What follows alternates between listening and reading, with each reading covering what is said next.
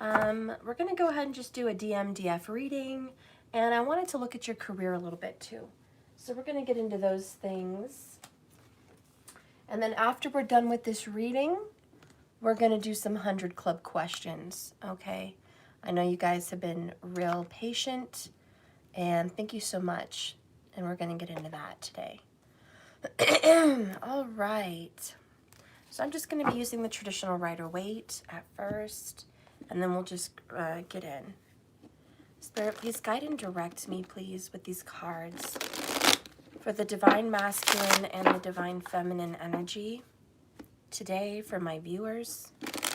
Please give them an insight into what's happening. Please use these cards to guide me and direct me with the correct message needed today.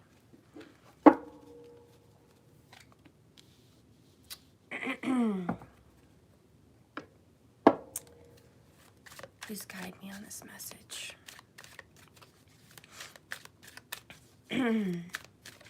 Hi there, Karen.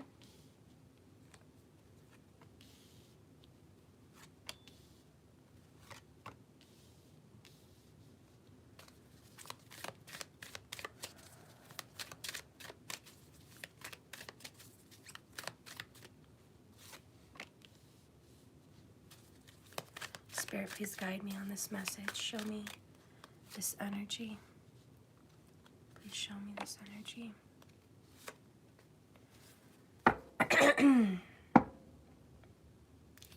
Guess I don't have a lot of room here, huh?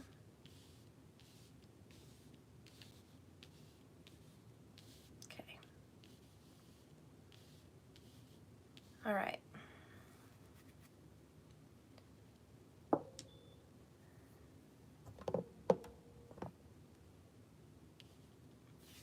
So bottom of the deck, the overall underall energy between the masculine energy and the feminine is the Eight of Wands. This is a lot of action. This is good news. This is movement. This is definitely energy going towards the other very, very quickly. And there's a lot of passion. There's a lot of sexual energy here. Things are being released, okay? There's a lot coming at the both of you, and both of you are actually very, very, very busy at this time. The amount of leisure time, is not very much. It seems that both of you guys have just a very tight schedule as of lately, okay? 3 from under that is financial worries, all right? So you guys are definitely thinking about that. That's definitely a concern. Wondering what's going to happen. Looking at things that need to be paid, things that are coming up at year's end. Wondering how you're going to get it together, how this is going to happen. A lot of worries. You guys have been worried about this for quite some time. It's catching up to you right now. And 7 of Cups, you guys are trying to get some ideas. Praying and hoping and manifesting. How are we going to change this outcome? What can I do? Spirit, you know, this is like pull your rabbit out of the hat. Show me a magic trick. What can we do about these situations? You guys are both really focused on home and family. A lot of you guys are worried about, you know, maybe it's birthdays, maybe it's Christmas, maybe it's just another year past. And where are you? So that is definitely between the both of you a mutual energy, okay? Mutual. Let's see what else is mutual between you guys. The 4 of Swords. Both of you really just don't want to talk to the other at this time. And I really don't think it's a lack of interest. I think we're just busy, okay? Both of you are feeling like you need to meditate. Both of you are feeling like it's just time for peace. Both of you are recovering also from a lot of painful memories, painful connections. Both of you may have recently gotten out of a 3 of Swords kind of situation to where you're brokenhearted, and now you're just really dealing with that, taking the steps needed. You're getting peace of mind. That's mutual between the both of you. But mostly it's just no texting, no talking. Not that there may be a little. There may be a little.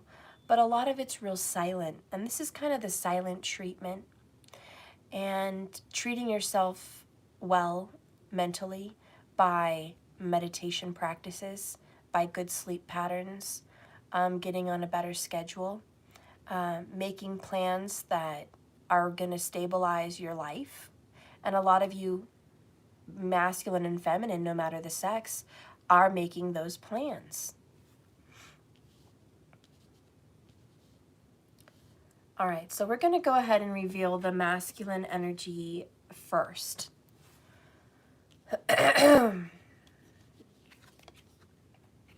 Seven of Swords,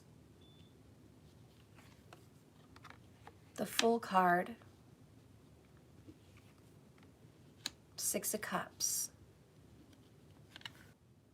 Sorry guys, don't know what happened there just now. The app just zoomed out. All right. As you guys know, we're not in Mercury retro energy till the 27th, but I've been telling you all, I've been feeling it a lot lately. I'm sure you guys have too.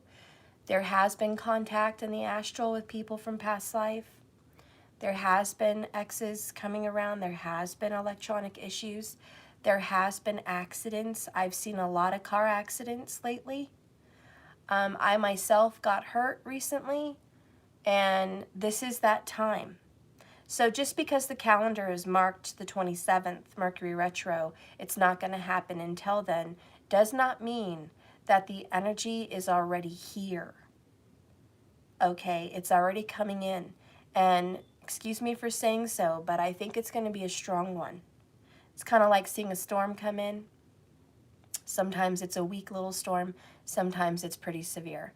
This storm may do some damage. This Mercury retrograde may have a very big effect. Very, very big effect. And like I always say, the people that are mostly affected are going to be people with Virgo and Gemini placements, but also Pisces and Sagittarius placements. You guys are going to be really affected.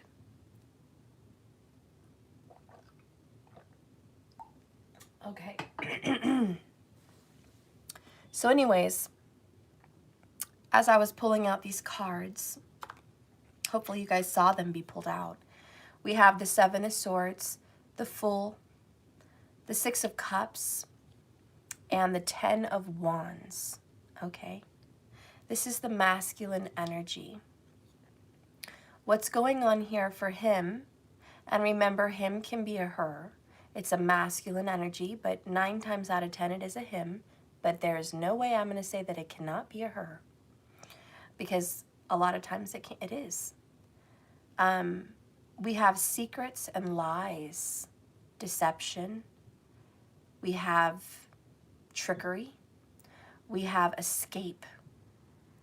And then we have the Fool card, which I pulled next. I don't know why I didn't pull this next, but I pulled this next. And this is secretly opening your heart, trying to escape from a new beginning, trying to get away with something. There's an open heart here, feeling the love, stopping to smell the roses. There's a connection with this card also to Sirius. And I didn't mention that in my tarot class, but it just came to me now. Orion, and a lot of you guys are attracted to Orion's belt, but a lot of you are attracted to Orion's constellation. The dog, the star there for the dog right next to Orion's belt, is actually Sirius. So the Fool card, Aries energy, is connected to Sirius, said to be the second sun. I don't know how you feel about that. But this can be about second chances. Okay, reincarnation and second chances in a nutshell. And the dog is just following this Fool, who's kind of like Orion, supposed to be the archer, making a goal, which the goal is to have a fresh new start in the tarot. So we're going to have a fresh new start and a brand new beginning. Newness, the snow is thawing out. It's time for spring here with the Fool card. We're getting out of the cold, stepping into the sun. This is definitely saying, I don't want this. I want my old life, which is Six of Cups. Okay? This new beginning is really a burden for the masculine. The masculine does not want to let go of the past. But there is a new beginning brewing. And the masculine is like, I don't know if I want this. In fact, I know I don't want this. And I know it's coming, but I'm going to creep away and sneak off, and hopefully this second beginning won't happen. This divine masculine, Libra energy, Cancer energy, Aries energy, and Saggy energy, okay, is trying to avoid being seen, trying to avoid being noticed, trying to avoid talking about this new beginning. It's very much a burden for him or her. And it may even be a little bit of an embarrassment, this new beginning. So because I'm sneaky, and you know I am, let's just get a card on what could this little new beginning that the masculine's trying to avoid be consisting of. Spirit, please direct me. What does this new beginning consist of for the divine masculine? Show me the new beginning. What does it consist of?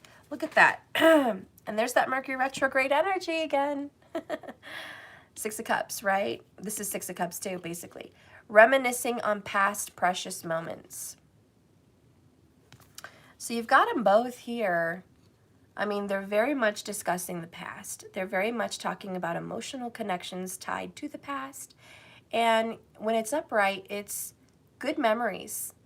Good memories, memories that make the masculine feel good. All right, this is happy. Okay, 6 is harmony. The masculine is getting a second chance and trying to avoid the second chance, interestingly enough. Bottom of the deck, ready to release this love block. It's almost like the masculine doesn't want to talk about their feelings. And the 7 of Swords is trying to get away from the 6 of Cups even. Like, hey, please, I don't want to bring up my feelings that I still have for this person. I don't even want Spirit to show me the feelings that I may have. I don't want to revisit this. Guys, I'm sorry, but it's a burden this person has to let go of. This person, 10 of Wands, must release the energy of blocking love. They're getting a second chance at love, this masculine. I'll just put these two here, top and bottom. So this masculine has an opportunity to go back. What is, what's up, masculine? Why is this even an issue? Like, what's really going on? I don't understand. A lot of people are happy to reunite. A lot of people are happy to see someone from the past. A lot of people are really grateful to get that second chance with someone they miss and they love. Now, I'm not talking about people that do not represent the 6 of Cups, which, by the way, is soulmate and fate. I'm not talking about people that are consistently hounding me in comments about their narcissistic ex, which they despise. First of all, the universe does not force anyone to do anything. And secondly, I highly doubt that your spirit guides, archangels, and the creator and the energy of the universe is trying with all their might to pull together a very toxic couple. So if you are in that energy, I highly doubt it's at all that message for you. And I just want to be clear, very clear. That is not for you. It's not going to happen for you. The universe isn't making it happen for you. And the universe doesn't want it to happen for you. Now, on the other foot, there are some instances where people have to learn a lesson from a toxic partner, which would be karmic. And you have to, or you should want to, break that cycle or pattern so you can be released. That means you may have to maybe not be with them, but think about them, go into your feelings about them, do your shadow work, and see what is it about you? What is it about your vibration?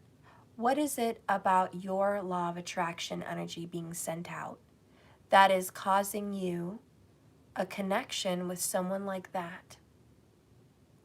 And so that may, for some of those people that are in that energy, needing to look at the past, make sense of it, Four Swords, settle it out, recover it, get wise, make sense, just stabilize your energy from those lessons and have a new beginning.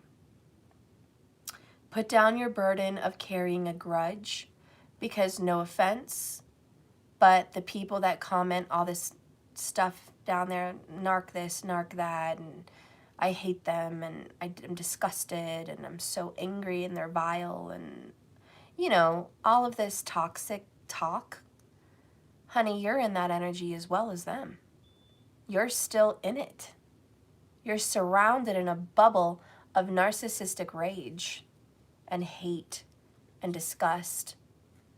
And even if you don't hate them or you're not angry, you are surrounded in an energy bubble of disgust, dislike, unhappiness, mistrust, rejection, amongst other toxic things you can list.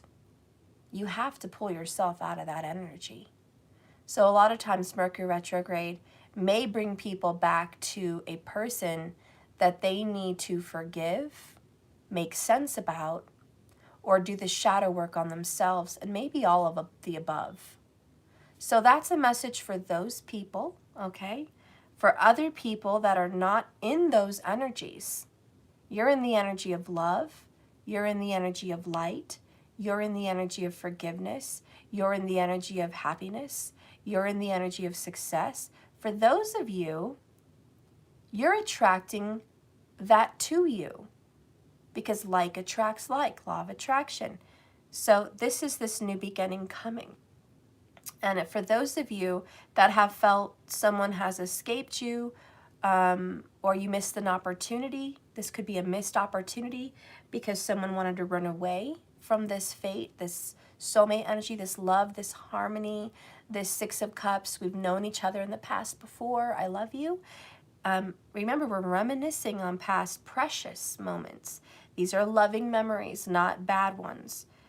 For those of you that are in that vibration, it's coming very quickly. You guys are going to make some peace, and the burden will be let go of.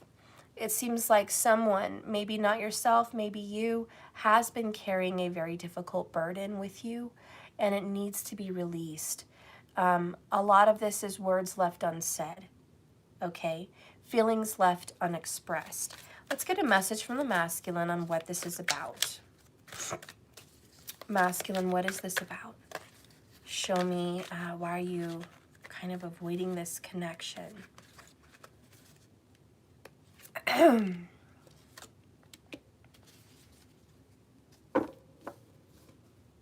Bottom of the deck is, if I could stay, I would. If I could, I would. If I could stay, I would. This person feels like they have to go. They don't want to go, but they have to go. So masculine, you're really not wanting to stay away, but you feel this is a necessity. Almost like fate, karma, a responsibility. Something is forcing you to just get away from this person, even though you don't want to, because you are attached to them. I want to tear off your clothes and have my way with you, leaving my scent, my prints all over what belongs to me. Wow, so there's a lot of ownership here. This person may have Mars in the first house. This masculine is in that sexual energy with the Eight of Wands.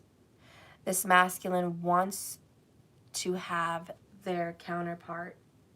This masculine wants to be very heavily involved.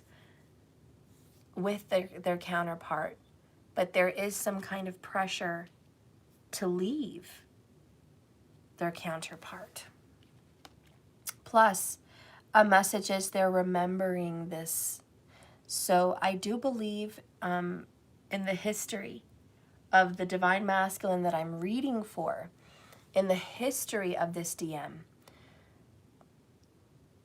him and his Divine Feminine do have an energy of intense passion. And this kind of takes out the energy of someone saying, I haven't been sexual with this partner yet. Well, then I'm not talking about that partner. So you can just, you know, check mark that off the list for clarifying, am I talking about that person? Because the answer would be no, I'm talking about a person in which you have had intimate relationships with. And I am talking about a person in which you are aware has a dominating presence in the bedroom. Okay, this person is a dominator. Not in a, you know, fetish kind of way. I just mean this person takes the lead. This is the dominant role in the bedroom. So I'm definitely talking about that person, okay? And the masculine is thinking about those memories. The next card is, I love that you can see my truth, but it scares the shit out of me too. Wow, this is a really deep connection. You and your masculine, wow, you guys are intense. This is definitely that twin flame kind of soulmate. I see you, you see me. You turn me on in ways no one else can. You make me feel the way no one else can and no one else has. So there's these beautiful memories where this masculine's just like, God, you are so deep. You are so into me. And I've been so into you. Very, very deep connection. And I just want to express myself on this divine masculine energy. If you're watching this on behalf of that person, again, Libra, Aries, Cancer, Sagittarius energy, you guys really have one of the most deep connections a person can read into. And the vibration that's coming from this, in my mind and in my aura and in my energy pulling the cards, is you guys have a very rare, very deep connection. And I think you know that. I think you are aware. And I think when I say that, it touches you and it says, yes, I have felt that. I felt this strange energy. And I'm just going to clarify. You have known this person before, Six of Cups. You've known this person in the past. And that just adds to the flavor of this depth of love. It makes it more deep. Well, it makes it deeper, actually, is what I meant to say. So a very beautiful, very deep connection. I'm very happy that you found someone that made you feel this way. Divine Masculine. And they also feel the same way about you. We're going to go ahead and review the energy. Bottom of the deck is the Twin Flames. And I told you, I felt that connection. It's very much Twin Flames, or it's very much Divine Soulmates. But I feel it. It's very strong. It is very strong in this reading. And maybe you just needed to hear that, masculine. Maybe you're new to Twin Flames. A lot of times I do readings and I forget that I have a lot of new people that didn't hear me 3 years ago, didn't hear me 2 years ago, haven't heard my discussions about Twin Flames. And they're just tipping their toes in it, and they're getting a lot of information from a lot of different places. You're welcome to research more about my Twin Flame readings. Please go to my channel and click playlists. You'll see one where I believe it talks about Twin Flames. And there's several interesting videos and readings that are in there discussing the Twin Flames. Okay? So if you want to know more about that, please go there. But in a nutshell, the twin flame energy is two bodies, two humans, but one soul. And even if it's not just one soul, it's an identical soul, identical, which is still deeply connected because it came from the same moment of creation. It came from the same breath of fire, okay? And that's what created this connection. Very beautiful, very passionate, very spiritual, deep connection. There's a lot of telepathy with twin flames. There's a lot of physical, strange phenomenons where you might feel what your twin is feeling at that same moment. There's a lot of dream and astral travel together. There's a lot of understanding of one another, even when you've never known them deeply. It's like you're just dating and you deeply understand them and you deeply feel them and you know their energy, and you ask yourself, how do I know this? How do I feel this about them? It's because they're mirror reflecting yourself, and it's an instant connection and it's an instant fuse being lit, and it's just a knowing. I don't know how else to describe it except it is a knowing. And do you guys understand what I mean?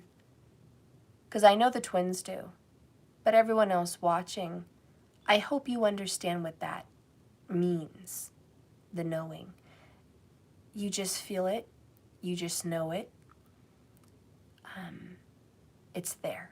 There's no denying it. Also, just because you're in a twin flame relationship does not mean that it's going to end well. And it doesn't mean that it can't either. For some people, it ends beautifully. For some people, it ends out terribly. It's all about your journey. And each of yours is different. So don't ever compare yourself to another twin flame journey. That's like comparing your blessings to other people's blessings. Each blessing is different and needed for that person. But a twin flame journey is very difficult. 10 of Wands, it definitely is. It's a hurdle, it's a walk, it's a journey, but it always happens for the best reasons. It turns out for good. So anyways, DM, you are in this connection. If you want to know more about that, like I said, go to the playlist, watch more information and videos about that. Let's get to this card. Okay, so this looks like a better ending. We have forever love. This is great. This is describing your connection with this person, DM. You're going to forever love this person, and this person's going to forever love you. What this really means for me in this reading is, it doesn't matter how old you guys get. It doesn't matter the years that pass by and the aging and the distance. You guys still have a playful, romantic attraction to one another. You guys still have fun together. You guys will always have a laugh, always have a deep connection, always have love for one another. Doesn't matter the age. So there's a message there about that. And look at the oak tree in the background. You know, it's a promise. This is a commitment, and this is a promise that I am yours and you are mine. No matter the walk, no matter the journey, no matter the distance, I will always reminisce on our connection. I will always love our connection, and I'll always love you. You know me deeper than anyone else has ever known me. You see my truth. You love me for the good in me, and you love me for the dark in me. You love me for all of my moments. You forgive me for all of my downfalls, and you praise me for all of my wins. You support me. You push me harder when I need to be pushed, and you help me slow down when I need to be slowing down. And you help me go into the emotions that I try so hard to block. You help me release the pain of my past so I can see the beauty in those moments and be grateful for this moment today. You show me hope. You show me a new beginning. I also want to point out there is some very divine energy between an Aries and a Libra, which is the 1-7. But I do feel for some reason it's tropical. I just feel that way. It's a tropical energy. Check the sun, moon, rising, Venus and Jupiter in tropical. Just see what's there. As you guys know, I follow Vedic sidereal, which is an Eastern astrology. And most of you guys follow the Western, okay? But I do today feel like it's Western tropical astrology. Don't know why, but I wanted to say that. But there's the Aries, there's the Libra looking at each other. I do feel there is that, which I already know it's twin flame, but that soulmate connection. But mostly I want to go into this soul contract, okay? There is a soul contract between the two of you, masculine, and the soul contract is seen in your birth chart, which we've talked about. And learning how to read that and dissecting that, I can always help you with. I still have to finish my class in astrology for beginners.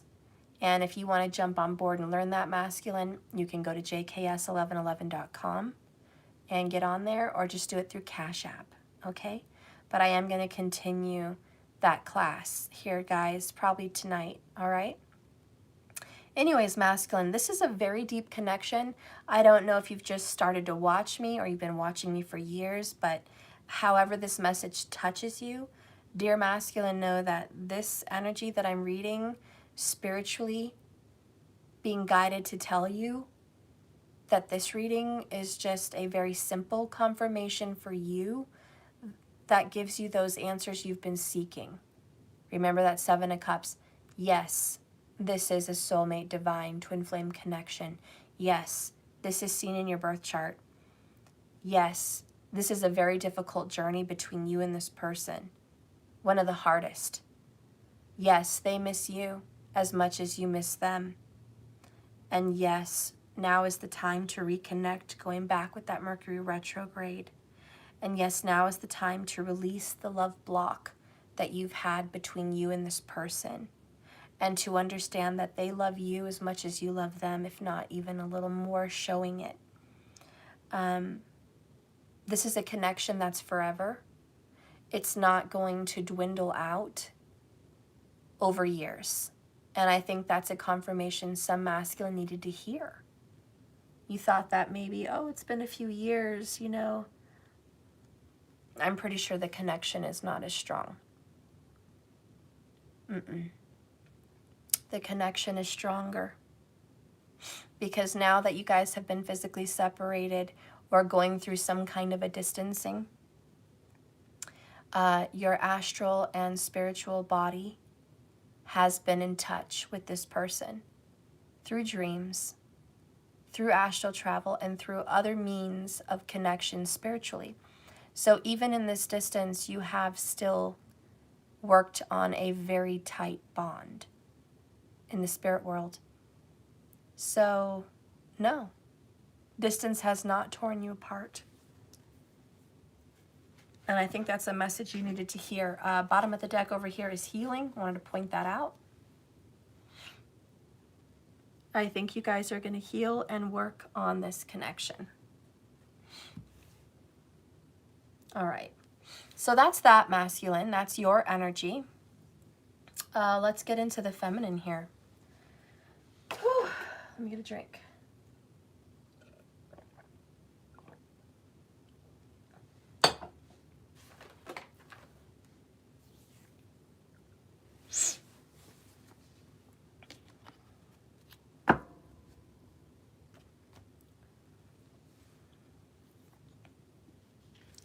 Divine Feminine, there it is, there's the Libra, confirmation. You have the Justice card.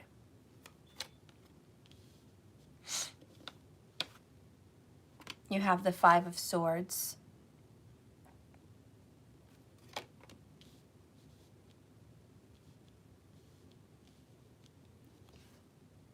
You have the World card.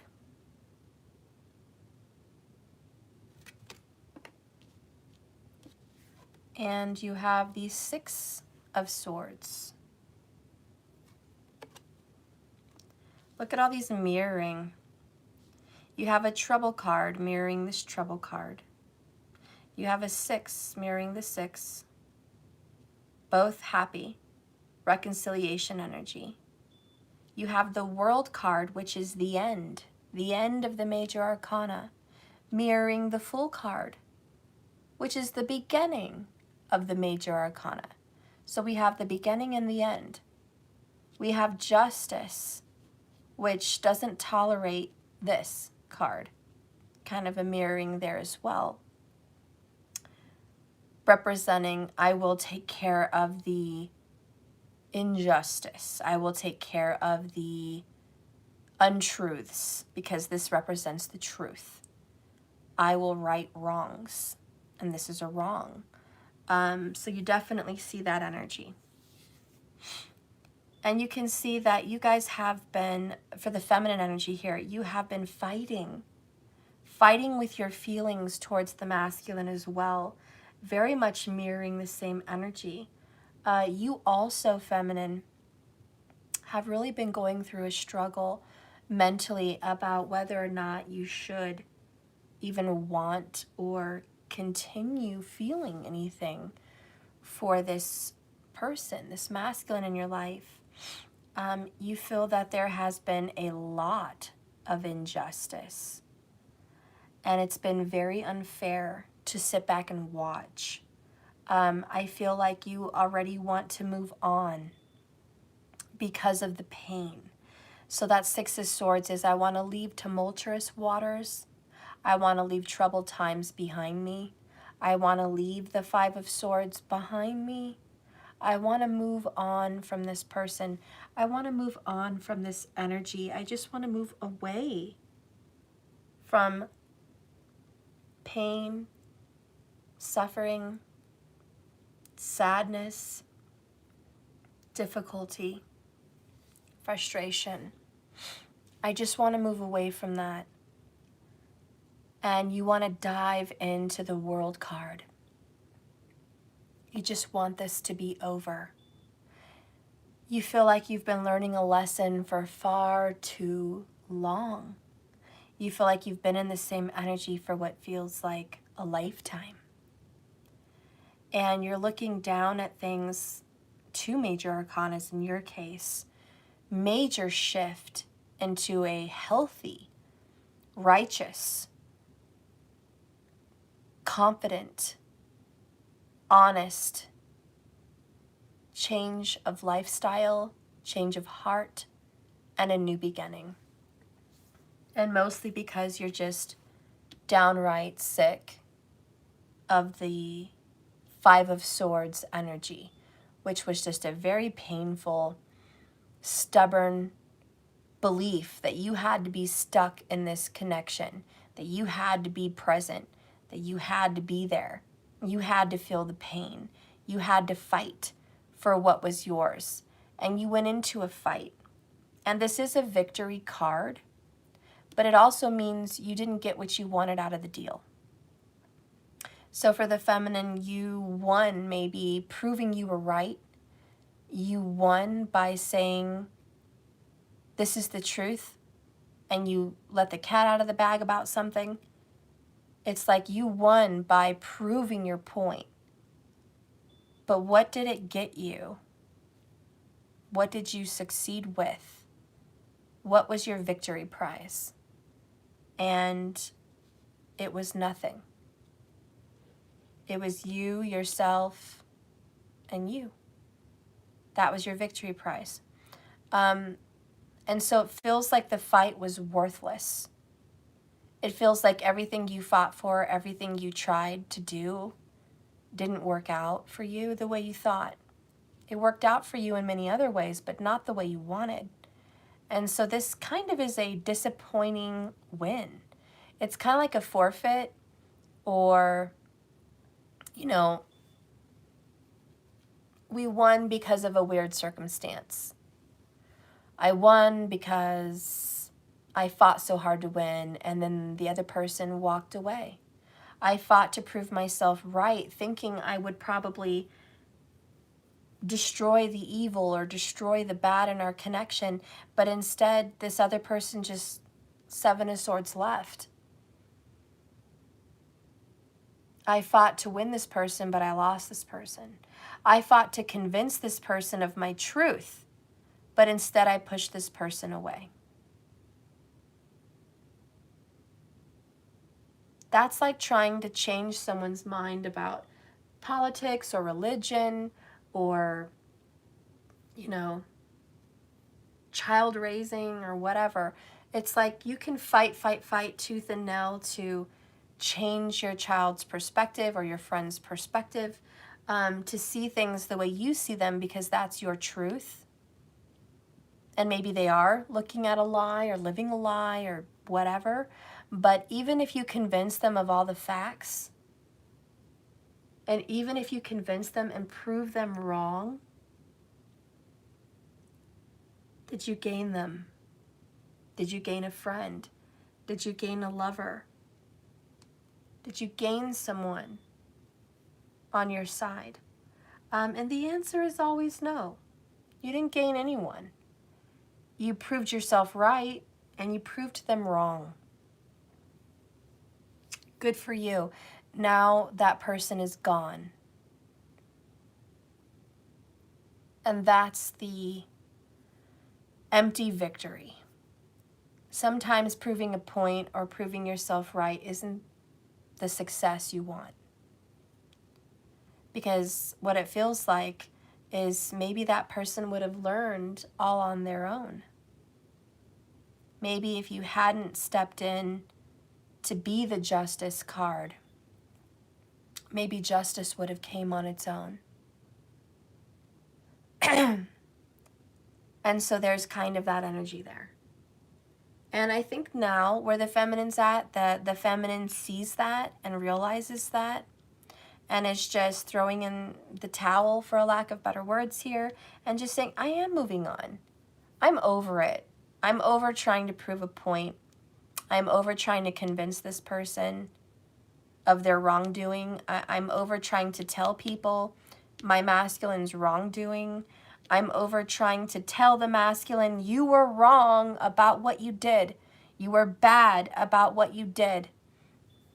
Because newsflash, they already know.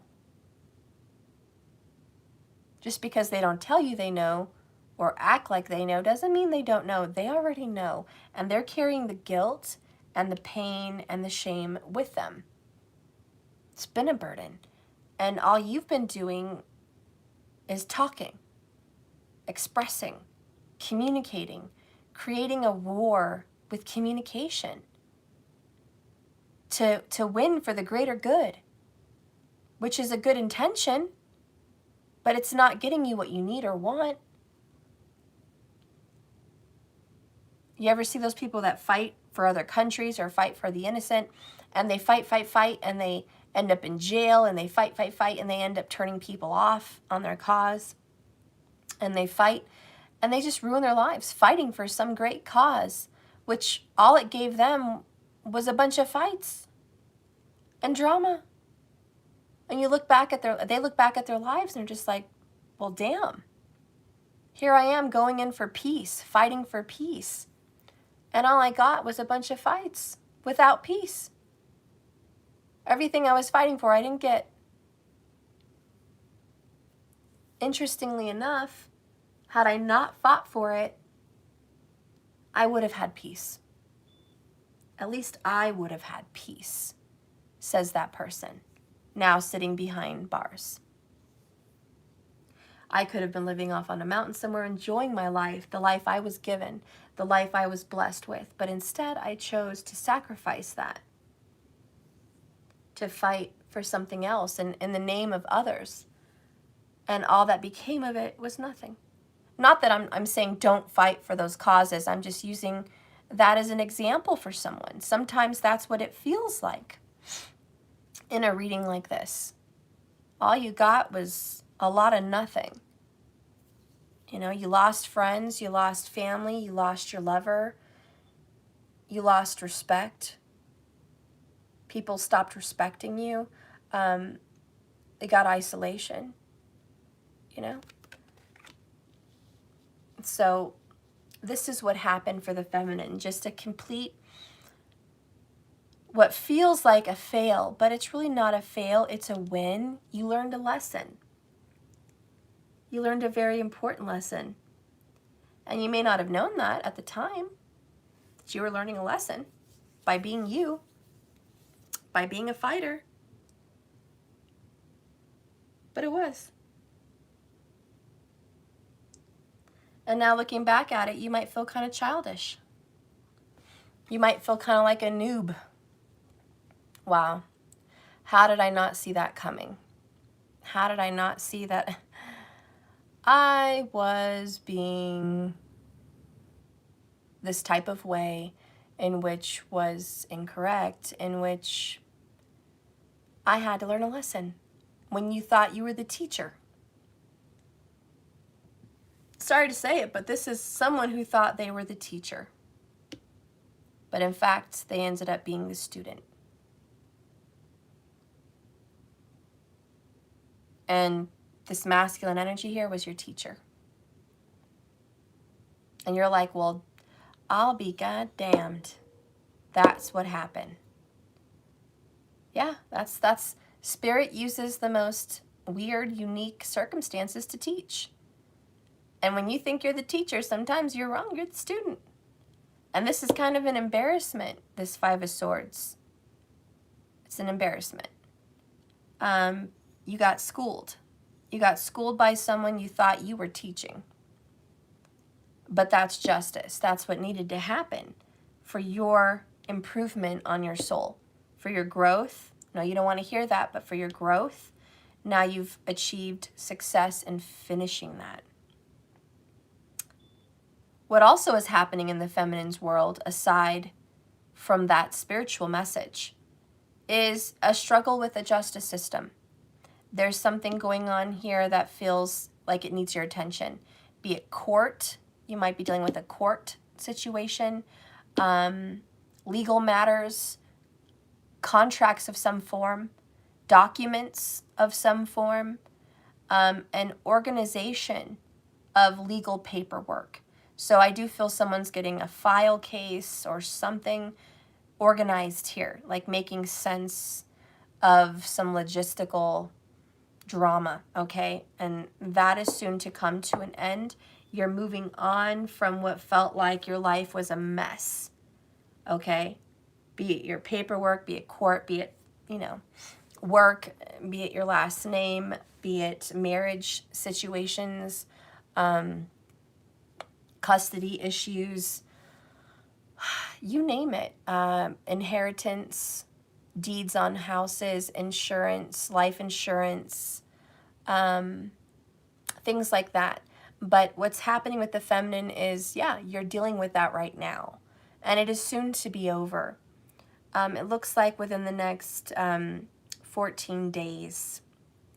Okay? This will be over. All right? You can start to shed now. And we're just going through that full moon energy, guys. And that full moon energy is moving on, going into the waning energy, which is release. So we are releasing all of the intensity that this period has been going through with you. Okay? And for a lot of you feminines that are indeed dealing with a Libra specifically, you've been having a lot of fights and confrontations with this person, or just a lot of difficult communication, be it none or many communications that lead to problems. That is coming to an end. Justice is on your side. You are in the right, which you already know,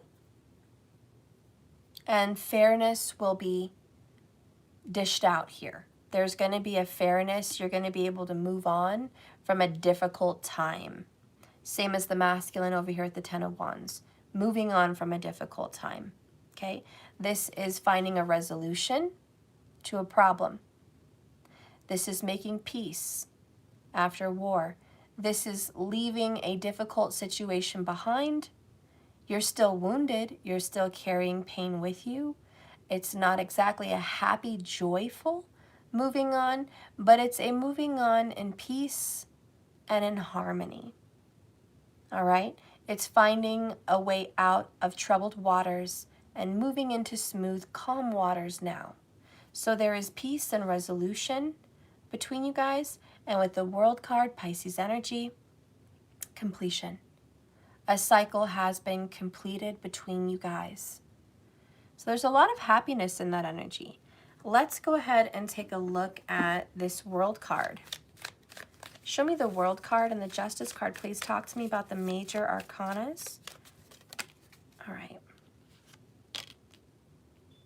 All right. So we have boots. We have someone wearing some boots here, ready to take control and lead. All right. So the World card, I think, represents this, right? Ready to take control, lead. And Justice is finally giving you the opportunity to get into these energies of movement. So Justice is allowing you to move. It's like your term has been served, okay? You've done the time. Somebody's done the time. We're done now. We can move through this. Bottom of the deck, ready, willing, and able.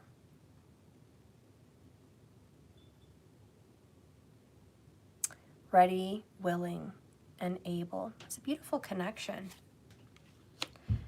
Bottom of the deck, the truth will set you free.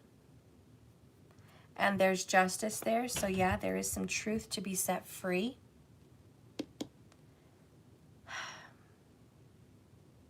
Both of these cards have the word ready. I'm in my work. Ready and ready.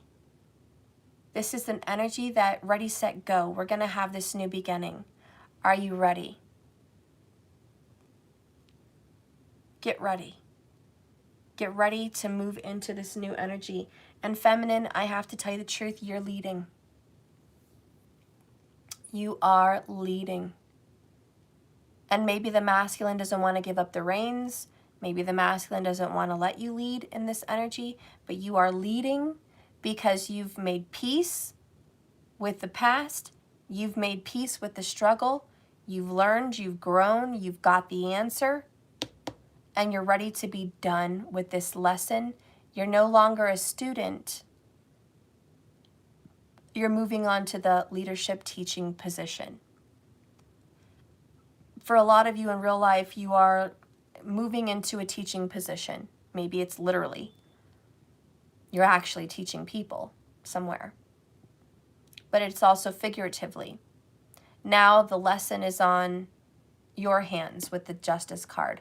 Now that the scales are being balanced between you and your masculine, you must step up and take on the next lesson, spiritually or figuratively or literally. So you're moving into this position, and you are willing and you are able. So you've learned, and now this person needs to learn something. It's kind of what I feel. Let's get some true love oracles on that. Spirit, please guide and direct me for these true love oracles. Show me the divine feminine energy with Justice and the World and the Six of Swords. Tell me about this. Okay. Well, we got trust, bottom of the deck.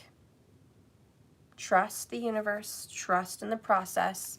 You got a little bit more cards than the masculine. But this one, oh, you got 4. Okay. 4 is stability, emperorship energy, leadership energy, strong energy. You got 4. Let's go ahead and reveal 1. One-sided. Okay. This relationship has been one-sided. Manipulation has been involved.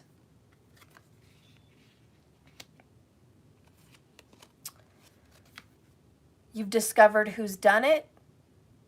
You've discovered why. And you're discovering more and more that situation unfolding. Lastly, you have choices to make.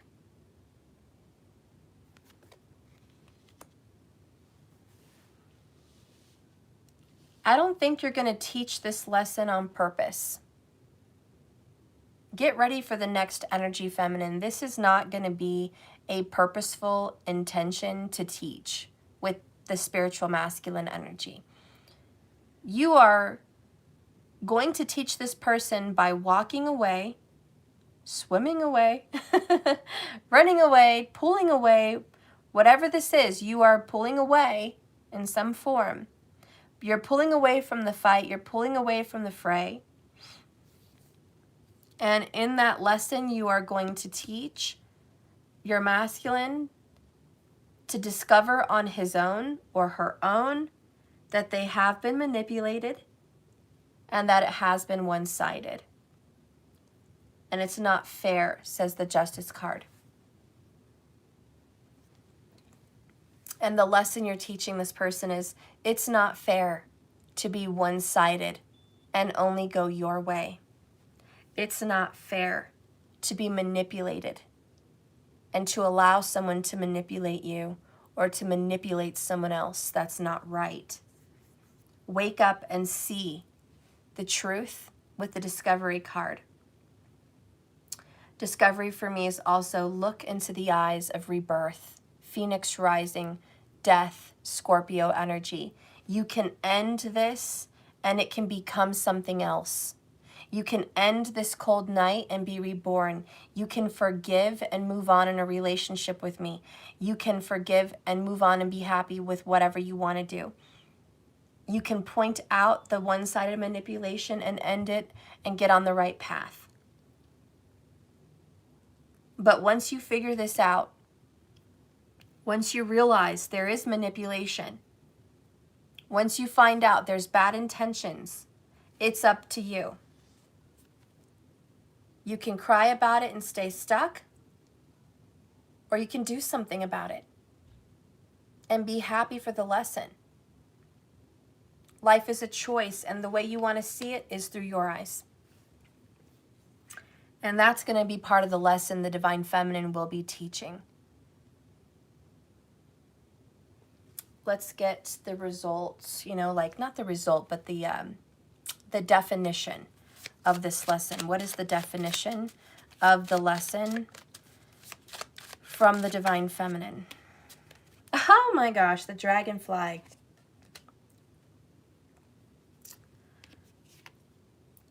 Be lighthearted, finding out the truth, things coming to light, adapt, change, and heal. That is the definition of the lesson. Hopefully you guys can see that. Adapt, change, heal. Discover the truth. Evolve. Move on from this. You're kind of telling the masculine, hey, you can move on. You can move on from your situation. You don't have to be stuck. Look at me moving on with the World card. Look at me moving on with the Six of Swords. I'm choosing to not be stubborn and fight. I'm choosing to challenge. Remember, Hierophant energy. I'm choosing to challenge my beliefs. I'm choosing to challenge what I was fighting for. I'm choosing to challenge myself. That it doesn't need to be that way. I was telling myself it was like that, but it really isn't. I've chosen to change. Bottom of the deck, I like you. I even love you. Someone likes you. Romance is blooming, fun and flirting and wanting to date. For a lot of the feminines, they just want to be happy. Okay, I just want to be happy. I want to date. I want to be in love. I want to be loved in return. I just want to have a little fun. Nothing serious yet. This person's not wanting to have the altar in their sights. They're not looking like, oh, I need marriage. That's really important. I need that. The feminine's like, look, if I like you, I like you. And I just want to see where it leads us. I want our feelings to bloom naturally. I want to sit in romance as long as I can. And I want to feel love. They're just in a very loving vibration. So the feminine is in a sensitive, loving vibration. Let's get a romance angel between the both of you. What is the upcoming energy for the masculine and the feminine? Spirit, please guide me with these cards. What is the upcoming energy in romance between the masculine and the feminine?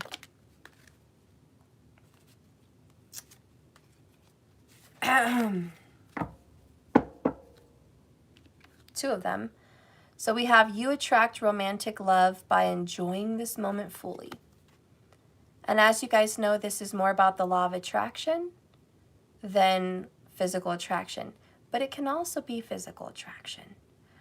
You guys are both attracted to one another.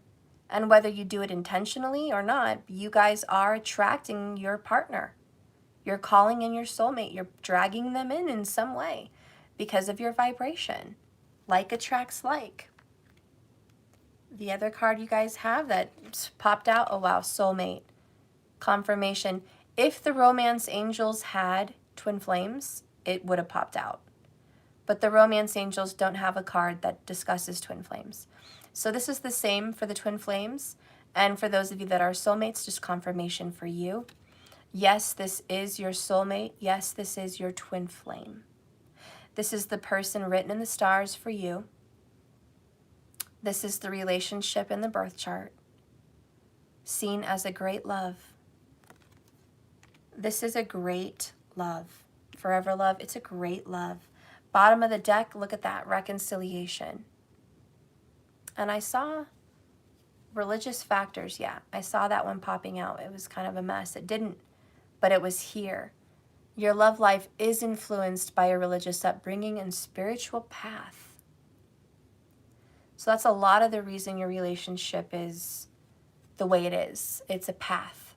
You had to go through this. But someone from your past is returning to your life. That is coming in. It is that Mercury retrograde energy. We talked about 14 days. There is going to be some kind of message or communication within 2 weeks. All right? This relationship is stabilizing. I think the proper way to say this is this relationship is starting to stabilize. Okay? Let's get a fortune cookie. Spirit, what does the fortune cookies have to say for this connection? This popped out, but it didn't fall, so I'm just going to read it to you. Serenity prayer. Okay, which you guys all know. God grant me the serenity to change what I can, accept what I can't, and the wisdom to know the difference. Okay, so that did come out. Don't forget that. Don't forget that serenity prayer. Okay, Spirit, give me a fortune cookie that is going to pop out for the collective. What is their fortune cookie for the day in regards to their relationship with their divine partner? Oh. Okay, 2 came out, so we have sacrifice is a joy when it's for the right reason. Point of view. So don't be a martyr, right? Sacrifice is a joy. Sacrificing your life for someone, sacrificing your career, sacrificing your time, sacrificing your money, sacrificing your feelings. All of those things are great, but don't become a martyr. Don't become sacrificial lamb in every situation. Look at your point of view. Change your point of view at times. Sometimes you need to sacrifice your relationship for the greater good, and sometimes you don't have to. Don't sacrifice something because you feel like you're the sacrifice, okay? Because it says here, fortune favors the brave. Suit up. Take charge. Don't always sacrifice, but go in the fight. Fight for what's yours. Manifest what's yours. Tell the universe what you want. I just had a conversation with someone this past weekend, well, just the other day, about feeling like they can never ask for anything, which is a sacrifice. And it's because they grew up very poor. They grew up feeling like if they asked for anything, that's bad. Don't ask for anything because we don't have the money. It's not right. It's disrespectful. Be grateful for what you have. Be grateful for that. And do not ask for a single thing. Don't ask for anything for Christmas. Don't ask for anything for your life. Just don't ask. Just be glad you have breath and life and you're moving and you're doing things. Be grateful. So this person had that kind of state of mind. And they thought it was a very good state of mind. They thought it was righteous. It was a very spiritual background. They thought that was holy, that was righteous, that was respectful. Don't ask. Be grateful. But what they've learned is that kind of upbringing was a conditioning that led them to a struggle. And they never ask the universe for anything. And if they do ask, they carry guilt. They feel bad that they even asked the universe for a financial blessing. Or they feel bad they asked the universe for anything. Because how dare I? That's how that person felt. I should be grateful. You know, God's not going to give me anything because now I'm being selfish. And we worked through that. We talked about that emotionally, the energy of lack and the energy of fear. The Lord says, fear not. Why? Because I love you. The Lord says, ask and you shall receive. But if you don't ask, you're not going to get anything. It's important to ask. It's okay. Take charge. Tell the universe, I'm ready for my healing. Remember these words, ready to take control, ready, willing, and able. I think the biggest message here for you guys is to tell the universe, I'm ready. I'm ready. I'm ready for love. I'm ready for a new beginning. I'm ready for my blessing now. I'm ready for my moment. I'm ready. It's okay to say that and it's okay to do that. Fortune, which is the wheel of fortune and great favor, favors the brave people that ask and stand up and charge after it. So suit up. Start asking. Okay? Start asking and maybe even start telling instead of asking. Sometimes you can ask without asking, you know what I mean? By saying, I'm ready for my success. That's really not asking, can I have success, please? I would really like success. That's kind of asking, isn't it? What about I'm ready? That's kind of telling. So this is that energy of take charge, change your point of view. Change your point of view about sacrificing, okay? Because you don't have to sacrifice everything to get something. All right. Let's get a spiritual message from the secret language of light. And then I'm going to get my charger and do the 100 Club questions in a minute.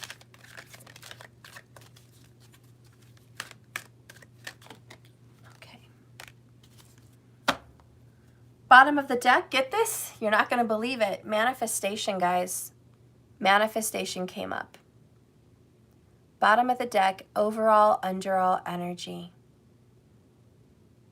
Okay?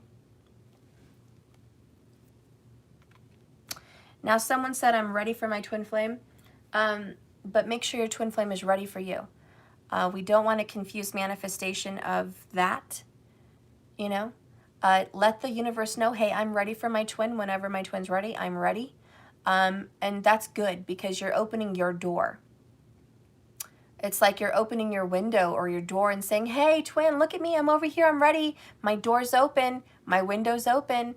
Telling the universe I'm ready for my twin flame is very smart and it's a very good thing to do. But your expectation level, watch that.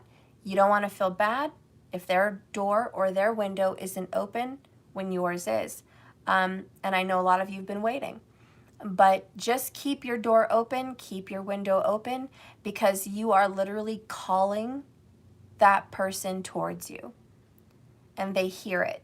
They hear it no matter how distant it is. They hear it. They're aware. It's a light in the dark. It's a lighthouse in the storm for that ship to come in. So do it. Open your doors. But don't think that your response from the universe is, okay, yes, here it is. You know what I mean? Just putting that out there. Okay, the next card is Ask Your Soul. See, this is so great. Manifestation and ask. I mean, God, this whole thing, what ask and you shall receive. I mean, for both of you, masculine and feminine, asking is so important. And like I said, sometimes take charge. Don't even ask, but just say, I'm ready. You know, this is what's happening. So ask your soul. Let's see what this has to say. Number 16, Tower Energy, just FYI, pointing it out. Wise questions create wise answers. Something you have asked for, my collective group, will soon turn up in your life. I know y'all got goosebumps. One more time. Something you have asked for will soon turn up in your life. Every time you request something, you plant a seed. And in your quantum field of vibrational reality, where it begins to grow and move towards you, this is where we create and expand consciousness. Asking is the first step in any creation. It only needs to be about 10% of the process, but somehow most of us make it about 90%. If we don't see any evidence of our desires coming into existence, we keep asking. This holds us in a place where the answers can't be heard. What you desire is on its way. You only need to ask once. It doesn't matter whether it's about it being done out loud or in your mind. The universe listens and interprets vibrations, not words. So that's very important for you guys to know about manifestation. It's not about your words. You don't have to say it 108 times. You say it once, and the universe hears you, knows that window and that door is open. Keep it open. Keep expecting it. Don't put a time limit. Just keep saying it's on its way. It's on its way. You know? In your mind, in your heart, every time you feel doubt, it's on its way. I already asked, and I know I shall receive.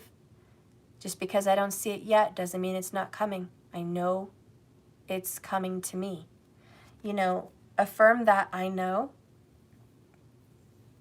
It says, allow yourself to dream about the kind of life you want and write down that dream. Try sprouting seeds to add to your salads and cooking. They are nutritious and delicious and full of life. So eat more seeds. That might just be a, physical thing you do to put in your mind that you're doing that. Listen to what you talk about. What seeds are you sowing for your future life? And we've talked about this collective. Talk about what you want to bring about, not the other. Okay? Don't complain. Complaining is the worst way to get what you've got already, which is clearly what you don't want. Complaining is just affirming, I want more of what I've got. And maybe it's not good. I want more problems with my person. I want more problems with my kids. I want more problems with my car. I want more problems with my career. And I want more problems with my health. Complaining about those things is just bringing more. Don't complain. Speak the things you want to come. All those things that were complaints, turn them around. Either don't talk about them or speak life into them. I'm happy where I work. I love my job. I love my life. My children are blessings. They are amazing. They are perfect. They are wonderful children for me. They may not be perfect in the world, but they're perfect for me. And I am so blessed with these children.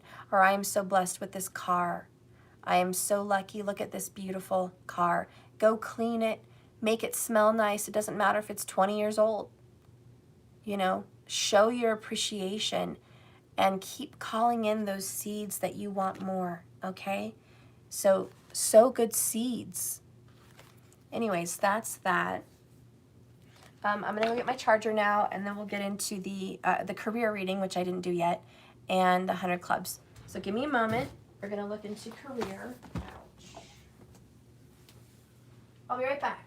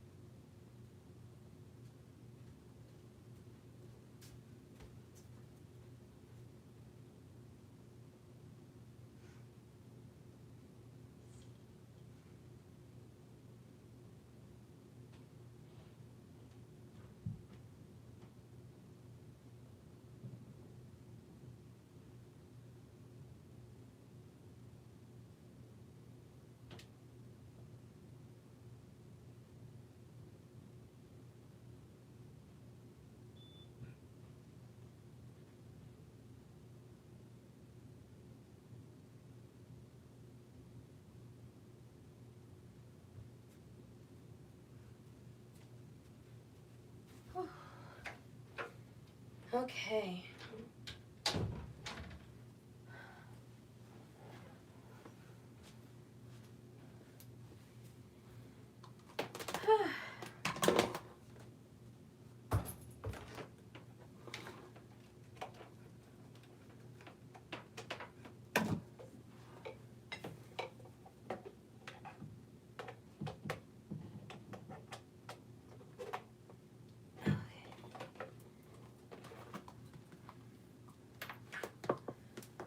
Okay.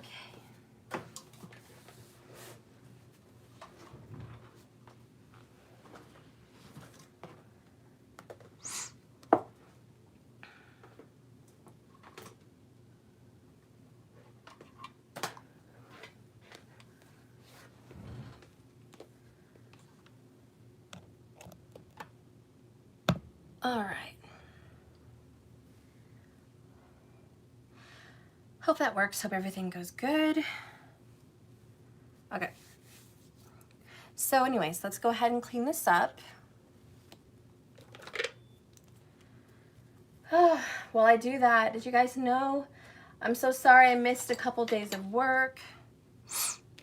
I hurt my hand. I was moving some very heavy rocks and it got smashed in between two rocks. And it really hurt, guys. And my fingers on my left hand were just really starting to swell. I wasn't sure if I broke my pinky. I was a little worried. It just hurt to even move or anything, or pull up my pants or just anything. So I just took a break, obviously, resting my hand, healing and recovering, so I could come back to work, because clearly I need my hands to do this job. So I'm sorry that I did miss a couple days. I know you guys understand, but that's what happened. And I had to ice it up, you know, every day a couple times, and just rest it, let it be, let it just chill, you know, not push it, not do anything with my left hand, you know, so I could recover and come back. And I knew I would, and here I am, and it's fine. This finger's a little bent. My pinky seems to be getting a real smashing. And my knuckle's real tight. Doesn't bend as tight as it used to. I can't close my hand as tight as this one. It's still very tight here, probably swollen. But that's what happened. So I knew shuffling was going to be an issue, and just using my finger in general. But it seems to be fine. It's been a couple days, so my finger seems to be fine now. This happened on, I believe it was Wednesday night is when it happened. So here we are. I'm back. Sorry it took so long, but wounds like that take a little time to heal. Okay. So I'm just hoping you guys understand. That's that damn Mercury retrograde coming in for me, you know? Oh, hey, Natural Mystic Steph, you are a superwoman, always doing something. Oh, thank you. Hey, Patrice. Yeah. I was actually fixing my front yard. I have some big rocks and some gardening, and I was moving it around, you know, just trying to clean up my yard, and yeah, that happened. So, probably shouldn't have been doing that. Probably shouldn't have. Hey, Transformation Queen. All right, so guys, this is going to be a career message. So Divine Masculine, Divine Feminine separated in your careers. Let's get some advice about your career. What's going to be happening with money, work, right? That's a very important part of our lives. Let's take a look at it. Spirit, please give me a Divine Feminine energy. Show me the Divine Feminine for career.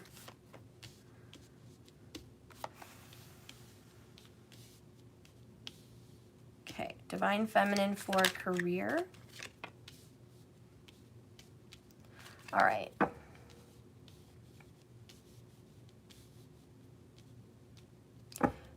Please show me the Divine Masculine. I need to know about the masculine for career. Show me his energy.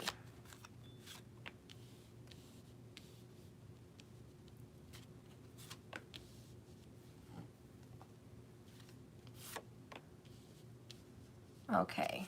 And the overall underall energy for career for the both of you. Okay, bottom of the deck here is walking away from something that you used to care a lot about and just don't anymore. You guys are leaving some old problems behind. Like there's old energy from 2019, 2020, just energy you can't get back. It was lost. It was a lesson. We're done. There was a time where you wanted to like fix it, focus on it, work on it, improve it. Maybe it was an old book. Maybe it was an old project. Maybe it was an old dream. Maybe it was old work that you needed to, you know, catch up on. And you thought, I have to catch up on this. I have to do this, but you can't. And you're in the energy of just walking away from that. It's like it's a lost cause, you know. Some of you may have even walked away from an old job, an old career, an old boss, an old whatever, but you used to care about it and you just don't anymore. So that overall underall energy is just no, can't. Currently between the both of you, the underall energy is you both are expecting change and you're both expecting different. So you're like, where's my ships? I'm ready for my ships to come in. What do you have to do to gain in career? What do you have to do? And you're just kind of asking those questions. What do I need to manifest? What do I need to take action on? What is it? You tell me, because I expect success this year. This is my year. This is the one. This is where it's going to happen, you know? And both of you are expecting some good progress towards your dreams, your seeds that you've planted. A lot of you guys have made progress at work. You've improved your life. You've changed something in a good way. You made a healthy choice. Where's the fruit? Let's start with the feminine. Two of Pentacles, King of Cups, Page of Swords, Knight of Swords. Okay. So what I see happening here for career is balancing out your time at work and your family. You're balancing out what's really important for you. For the feminine energy, work is important, but so is family. And you are loving life. You're taking charge and you're learning how to get organized.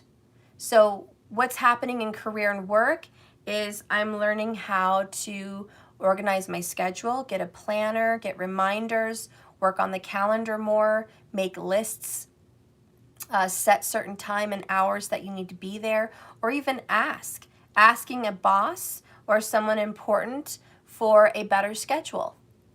You know, saying, look, I don't mind working here, but my schedule is important to me. You know, I need more time at home, or I need this day off. Now, I find that funny because before this pandemic, employers, and excuse me for saying, but employers were real assholes. There was a lot of employers that were complete jerks, okay? They made people work overtime. They didn't pay them very much for it. They put them on the schedule for 6 days a week, sometimes calling them in for the 7th day. When people asked for vacation, they were very hesitant to give them those 2 weeks off out of a year. It was like slavery. It was like running people to the ground. And many, many employers were guilty of this. Very guilty. And people who needed jobs really put up with it. Because before the pandemic, employers had the upper hand. Before the pandemic, employers were like, you're lucky you have a job. There's 10 more people behind you that want your job. So if you can't do the job, go and let me know so I can hire someone else. And honestly, that's what the world was like. It was like that. Employers could just do what the F they wanted to their employees and just hardly give them even a sick day. Now the tables have turned, hasn't it? Now the tables are turned because employers really need workers. Thanks to the change with Saturn and Jupiter there in Capricorn, the transition that has, I think, changed the world forever. The transformation is people are more entrepreneurship, they're more entrepreneurship minded. People want to own their own businesses. People want to run their own schedule. People know how important health is. And part of being healthy is not being stressed. People know how important everything is. So nowadays, in this new energy since the pandemic, you'll go around as teenagers are returning back to high school, that everywhere is hiring. Little Caesars is hiring, Walgreens is hiring, CVS is hiring, you know, King Soopers is hiring, the nail salon's hiring. Everywhere you go, hiring, hiring, hiring. Jobs are everywhere because, yeah, people are going back to school. And people are running their own businesses, even young people. You know, people are running their own businesses, and that's beautiful. That's how it should be. So all these big corporations, all these big employers, they're thinking twice about how they treat their employees because they may not have them tomorrow. And the employees they gain may not be what they wanted. They may be young and inexperienced. So they need to put more value on the more experienced employees. And so what I'm seeing here for the divine feminine is either A, you're very happy running your own business, taking charge, taking the lead. It's a new business. You're getting off the ground. This business may be 1 or 2 years old, okay? Or you're thinking about starting it and you're taking action. And maybe it hasn't manifested itself into your world yet, but it's coming very soon. So a lot of you feminines are thinking about business ownership. And for the rest of you, it may not be business ownership, but it may be starting a new job, maybe in 1 to 3 weeks, that you're going to be really happy about, and you are not afraid to ask for time off, for vacation, for a balanced paycheck. You know, again, I want to also stress, a couple years ago, people were afraid, not all people, but some people were afraid to ask what they were worth.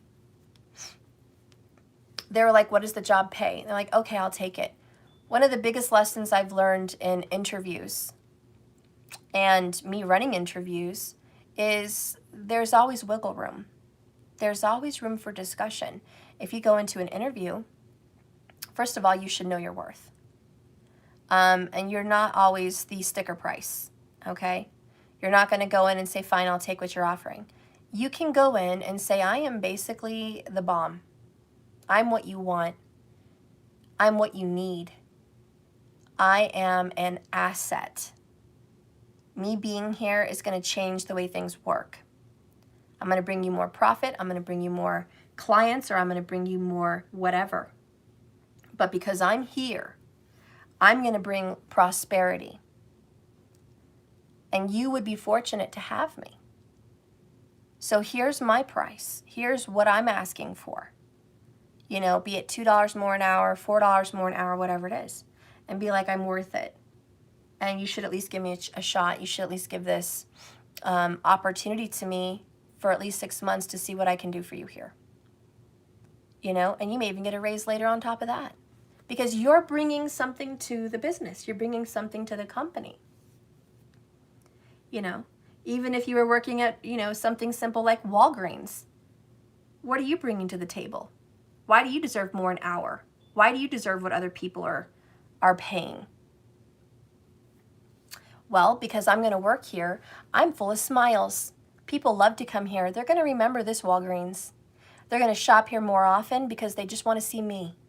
I'm going to keep this place clean. I'm going to make sure people are respecting your property and not taking things. I'm going to keep a close eye. I'm going to show up on time. And I'm going to inspire your other workers to be as good at this as I am. I'm going to uplift this location. And I'm going to give us a new name here. And your Walgreens is going to shine. You're going to be noticed.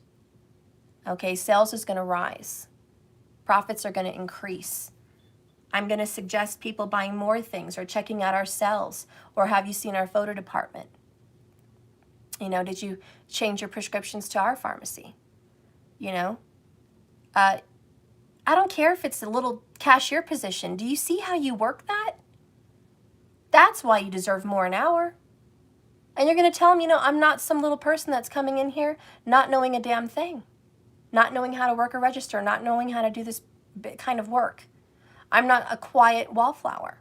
I'm not someone that's going to be unnoticed. I'm not someone that's going to show up late and not care about my appearance or not care about my job. I'm prideful in whatever I do. Now, if you want to hire something basic or someone basic, hire someone basic. You want to hire someone like me, there you go. At least you can depend on me and count on me, and you know I'll be there. And you know I'm bringing something to the table. Or you can do the latter, okay? But you have to sell yourself even if it is a cashier position. You know, and I'm just using that as an example. I've never worked at a Walgreens, to be honest. I don't really know what goes on there, but that's how I would probably, not exactly, but that's how I would think about it, okay?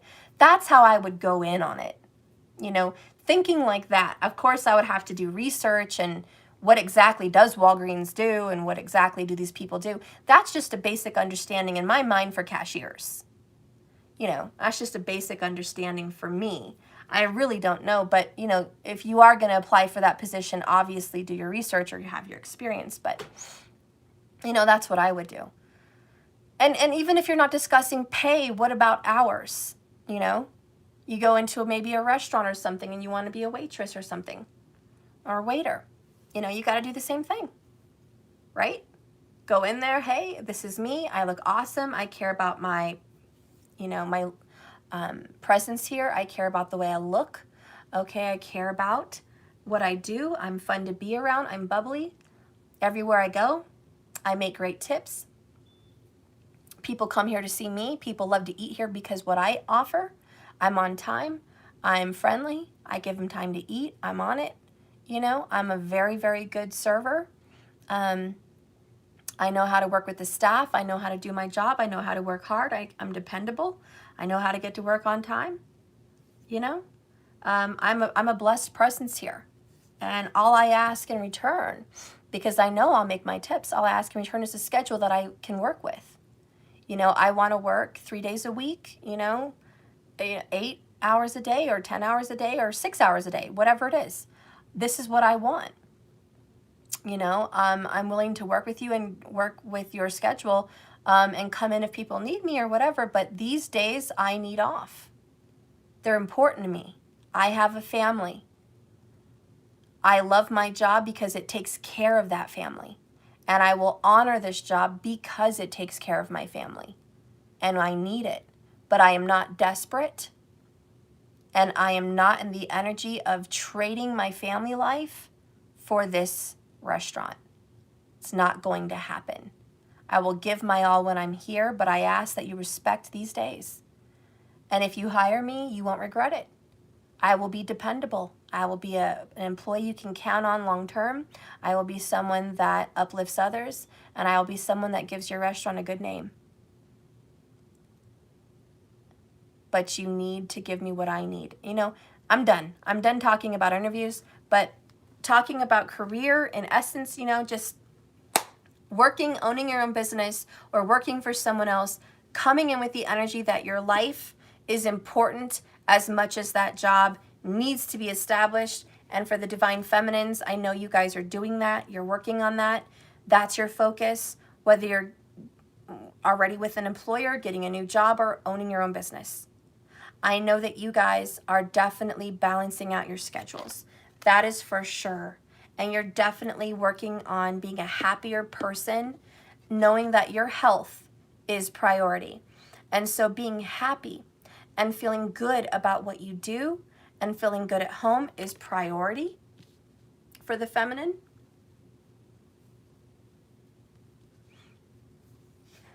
And you know, let's get another card.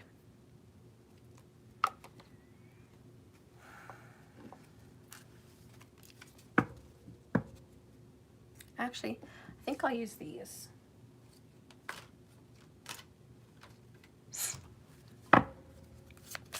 Spirit, give me a card for career for feminine. The divine feminine. Give me a card. Show me the career energy. Oh, okay. Feather, divine guidance. A lot of you are just being divinely guided towards a new position or towards how to balance your life. But the feminines are following their intuition on what they should do, where they should go, and how they should make money. But the biggest important message for the feminines is just listen. Listen, quiet yourself, listen to your heart, listen to your mind. Information is coming quickly into you. Just be a receiver. Okay, be a receiver. That balance and restoration is here. As far as money, I don't see a lot of worry with money.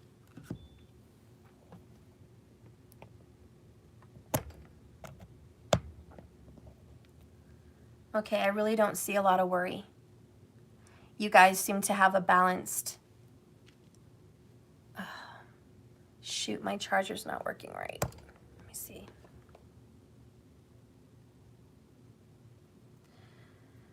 Okay.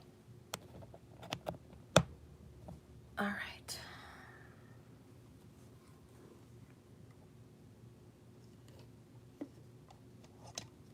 All right, hopefully that fixed it. Bottom of the deck card, slow progress. Okay, so if you don't have instant gratification on your career sector right now, it's a slow progress, okay? Don't put the cart before the horse.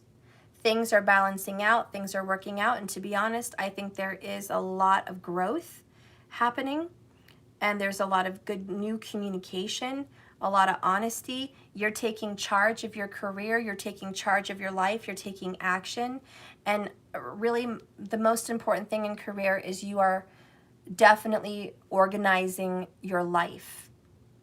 And for women and for divine feminine energy, organizing your life has every bit to do with your career, because the feminine energy's life is what affects that career, for the better or for the worse.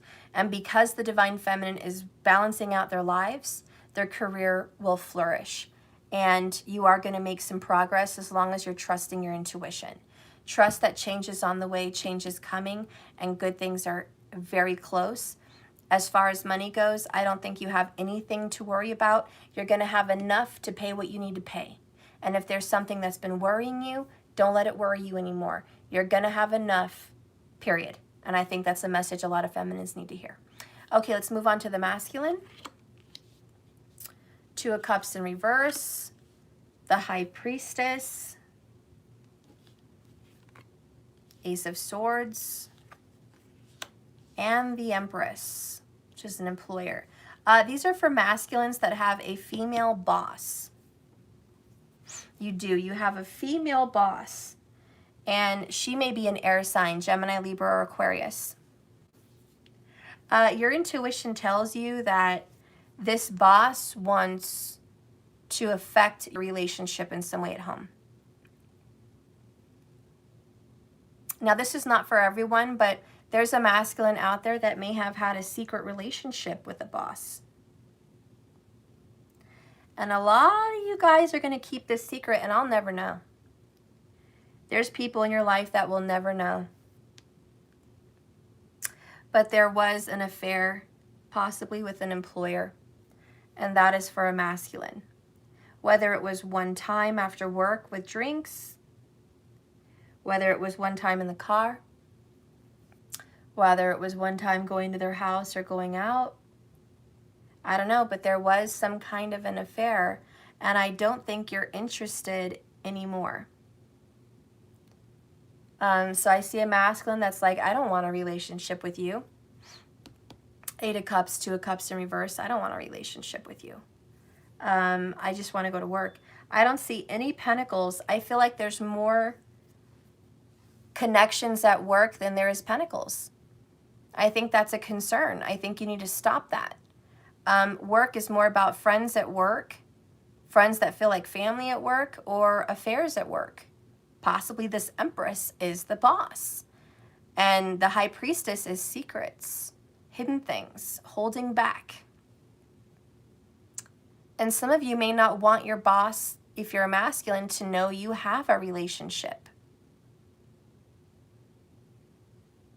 Some of you guys are keeping your relationship a secret from your boss. And why is that? There's also secrets about your relationships at work. I don't know, it's because you're flirting. I don't know if it's because you think it's going to affect your career, but that's very weird. It's very weird.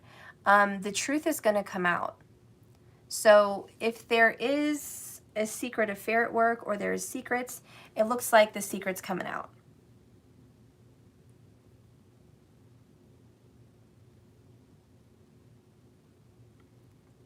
And I think for the masculine, you're aware that when the secret comes out, you're going to have to go work somewhere else.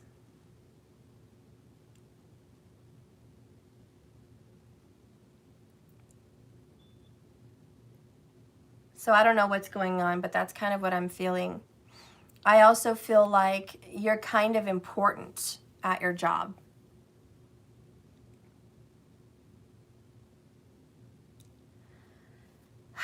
And I feel like you're kind of important because of the major arcanas, the Empress and the High Priestess. You're a valued employee, or maybe you're the employer, but you're important. But this is not going to last. There's a career situation for the masculine that whatever relationship you have with employee or employer, it's not right. There's a lot of secrets involved, and it's going to come to a stop. With the Ace of Swords, we're going to stop this connection. It is going to end. I don't even see a single pentacle here for this career message.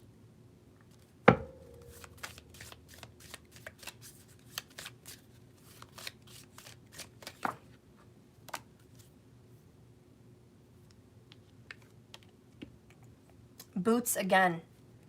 I keep getting boots in these readings. These boots are made for walking, and that's just what I'll do. Yep. There's a song like that. These boots are made for walking, and walking's what I'll do. These boots were made to walk all over you. You're getting stepped on by an employer. It is not a good relationship.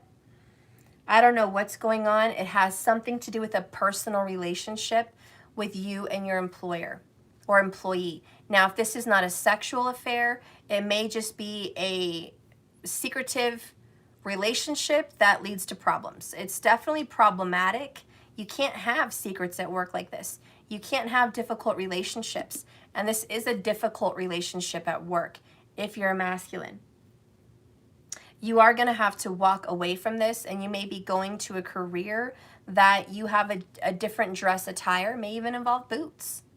But you may have to go somewhere and put some work, put some hard work into this situation. But I think you're getting stepped on at work.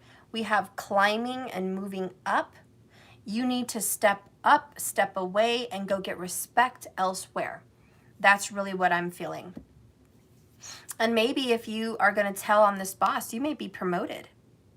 There's a gradual shift. You may have been planting some seeds, and we did talk about seeds. Now, what if you could run this place? What if you could be the manager? What if you could be in their position? And there may be an employer that's scared that you may get their position. And they're making this very difficult on you. There is going to be a movement here very soon, very, very soon, that is going to lead to you doing better for yourself. You're going to get out of a toxic connection at work. And you may have secretly been looking for work elsewhere. For some people, that's what it is. You're looking for a better job, better pay somewhere else, and you may very well get that opportunity. I also feel for the masculine, you've been working at this place for a long time. Okay? Like it's been years. All I can say is change is coming. You're climbing up and you're moving up out of a dark place.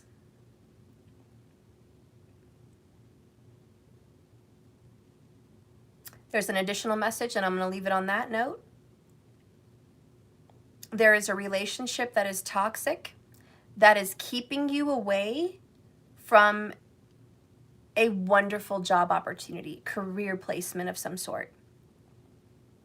For some of you, it may be a relationship that does not want you to own a business or does not want you to leave your job. And this is not for everyone, but for some of those people, once you leave this person, this partner, which is what's being suggested, you need to leave a toxic relationship. Your career will flourish. But some of you guys, a partner is holding you back.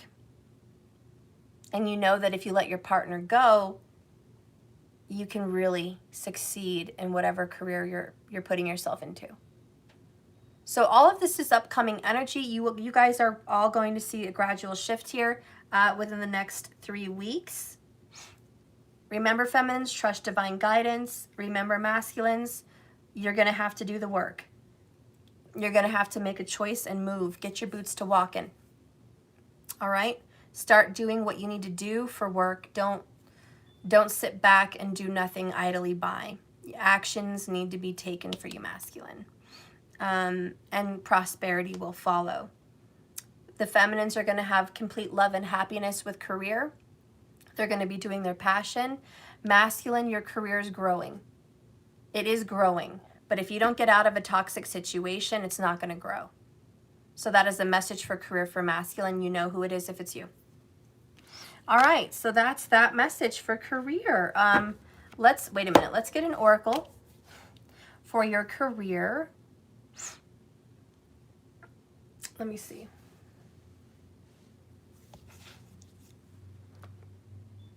Where's the oracles? There we go.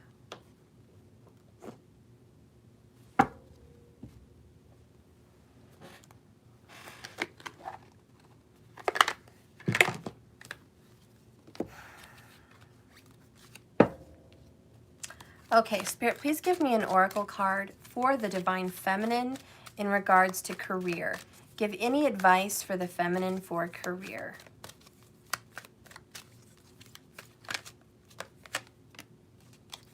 Door to personal happiness is in reverse. You haven't been very happy at your job. And it's because your schedule's been jacked up. Well, you're going to change that. I know you are. This is the number 34. New beginnings in your personal life. You may have been feeling stuck, feminine, where your personal intentions are concerned.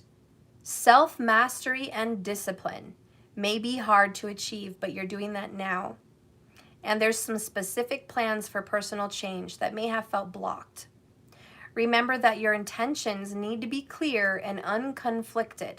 Do not conflict your intentions.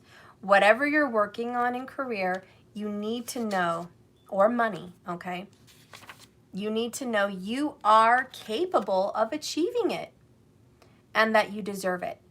Put your heart into your plans and change your perspective. This will change your desire and help you realize you are worth your own time and effort. The new you and the new beginning you seek will come to your own life when you focus on determination for what it is you want. Be patient. Okay, so be patient. This is coming. And again, it focuses on career, that the reason your personal door to happiness hasn't been open is because of lack of belief in self. Maybe the problems are so big in life, it baffles you, and you're not sure how you're going to overcome this financial hurdle or a career hurdle. The universe says, trust your divine guidance. I'm sending in help. Okay, I'm moving the cavalry in. You are getting assistance. Be sure to ask and you will receive. Be sure to focus and you will achieve. Get organized, get balanced, and you'll be happy with your career sector and financial sector. Okay, so get balanced and focused, organized, and you'll be happy. That is the answer for career for the feminines. All right, so let's get the masculine. What is the advice for your career? Spirit, please show me the divine masculine Please show me. Show me the masculine advice, please, for career and work. They need some help here. They need some help. Whoops. Angel of love. See, Two of Cups, love, and then you're talking about work. Like, what is up with love and work? So weird. Bottom of the deck, third chakra, Archangel Camuel, which is confidence, sun energy, getting courage. Okay? You need courage, masculine, at work. Stop living in the shadows. Okay? Time to step up. Get those boots, step up, cut some shit out. There's some toxic relationships at work that need to get dealt with. Deal with them. Don't let them get away with the kind of energy that they're getting away with. And clearly you don't love what you do, which is a passionless job. You need to grow, and I think a big message for you, masculine, is you've outgrown. You've outgrown your current position, and you know it. If you've outgrown something, step up, speak up. Tender connections, reversed. This is the angel of love, and it could indicate a possible disconnect in matters of the heart. While this sometimes signifies divorce or separation, it could also imply an emotional rift. And funny, because look at that. A separation or divorce between two people, and it's in matters of the heart. You got Two of Cups in reverse and this in reverse. You know, maybe you're getting divorced and career is a problem. Like I said, your relationship is a problem at work. Or they may just be karmically holding you back. But the relationship needs to end. Something is ending and it's affecting your job. Could be just bad karma, I don't know. Stay connected on a superficial basis, yet a deeper level may seem to be going on their own way. In this position, the angel can also refer to an old separation. If the longing remains alive in one partner's heart. Okay, that makes sense. Your situation is very confusing, but masculine relationships affect your job. You may be thinking about relationships while at work, and you need to grow. But if you had a separation and someone's not over you, and they still want you, you're going to feel that connection whether you like it or not. So if you find yourself unable to let go, this loving angel is telling you it's time to release any toxic or unrequited attachment you may be holding on to. The universe is waiting for you to free your heart and open up your life to the fully present, honoring love so that you can rightfully feel it in return. So look in the mirror and see the angel of love there in you. Know that you are worthy of a tender connection with yourself and others. But you do need personal power and inner strength.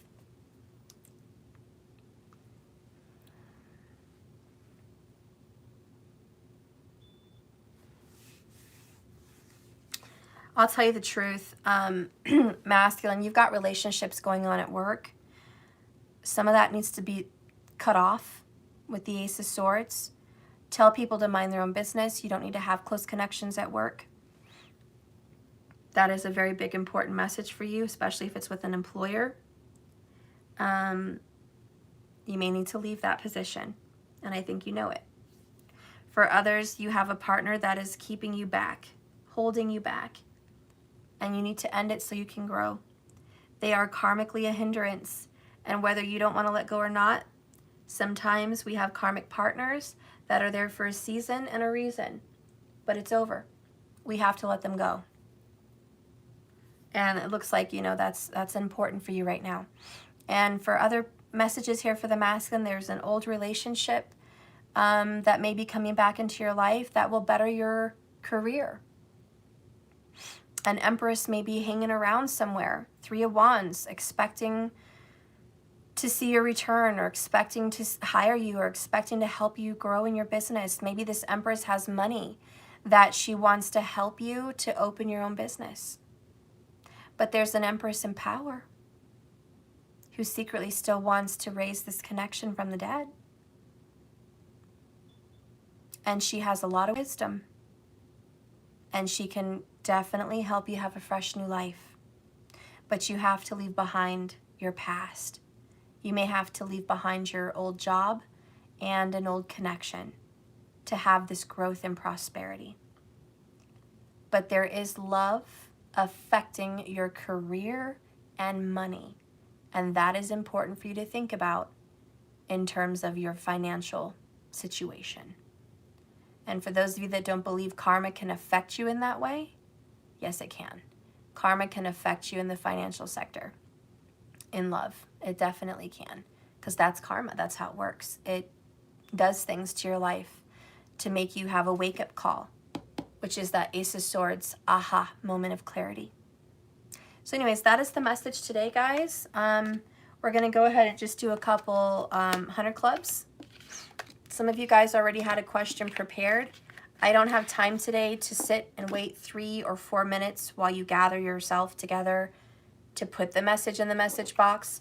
When I ask for you guys to come in, please shoot me with a question so I can get these done. Because we've already been here 111 minutes. Wow, 111. And a lot of you may have been seeing the number 111, and that's a sign. Perfect Storm Twins. For my 100 Club, first questions, what's my next step on my journey? Okay, so we're doing you first.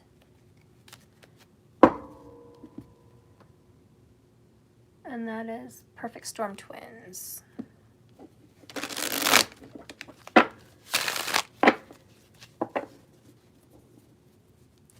What is on the path? Oh, well, didn't even get a chance. What is on the path, please, for Perfect Storm Twins? What is next for her on her journey? We see something happening in 3 months for you. A Knight of Wands is coming towards you. This is a Sagittarius, possibly. Could be a Cancer energy. You're going to have a victory with this fire sign. It's a love relationship. Queen of Cups. Okay. There is a new, I feel it's a new relationship coming in. There's somebody from your past that you've left behind. 8-8. There's some action happening in your 8th house, Perfect Storm Twins. There's a transit or an aspect on your 8th house. Scorpio vibes. You're getting unstuck from a relationship of the past. Or you're getting unstuck from emotions that kept you blocked in the past. You are moving valiantly, very fast towards a new future.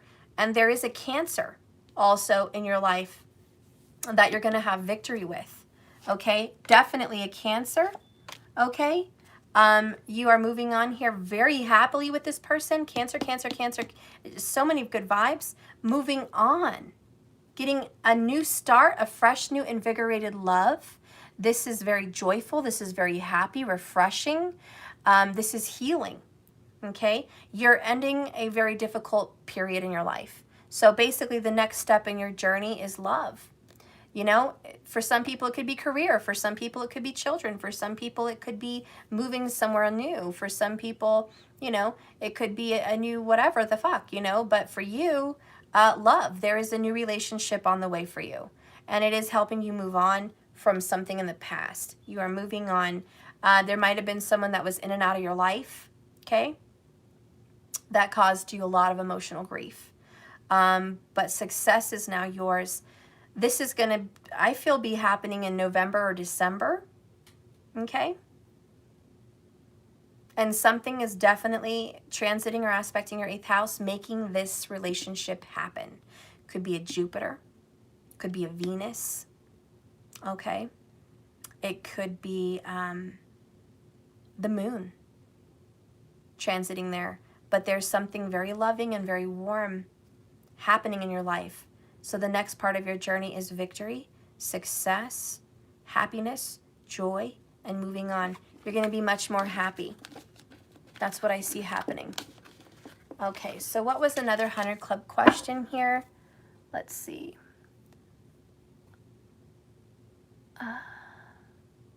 Leo Sun, you'd like to know what's upcoming in your journey? Sure. Okay, you're welcome, love. All right. Leo Sun. Okay. Leo Sun. Spirit, please guide and direct me for Leo Sun. What is coming up next in her journey?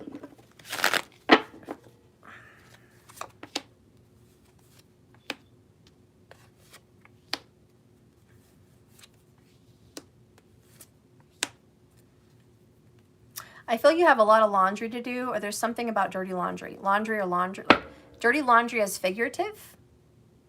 Like just like a word? Or you've literally got laundry. I don't know, but that came to my mind. It was very weird. Bottom of the deck is 5 of Pentacles, dark night of the soul. All right? So it's a very dark period. Shadow work is being done. 7 of Wands in reverse. The Chariot, that's positive. King of Cups. 8 of Wands. And another 5. 55 may also be a very important number for you. 5 may be a very important number for you. Something strange is happening on a 5 rotation. It's a karmic situation. If you're seeing 555 or 55, you've been in a cycle, hun, and it's been shitty. Something had to change. You've been very stuck with a Taurus or an earth sign, okay? That person really hurt you.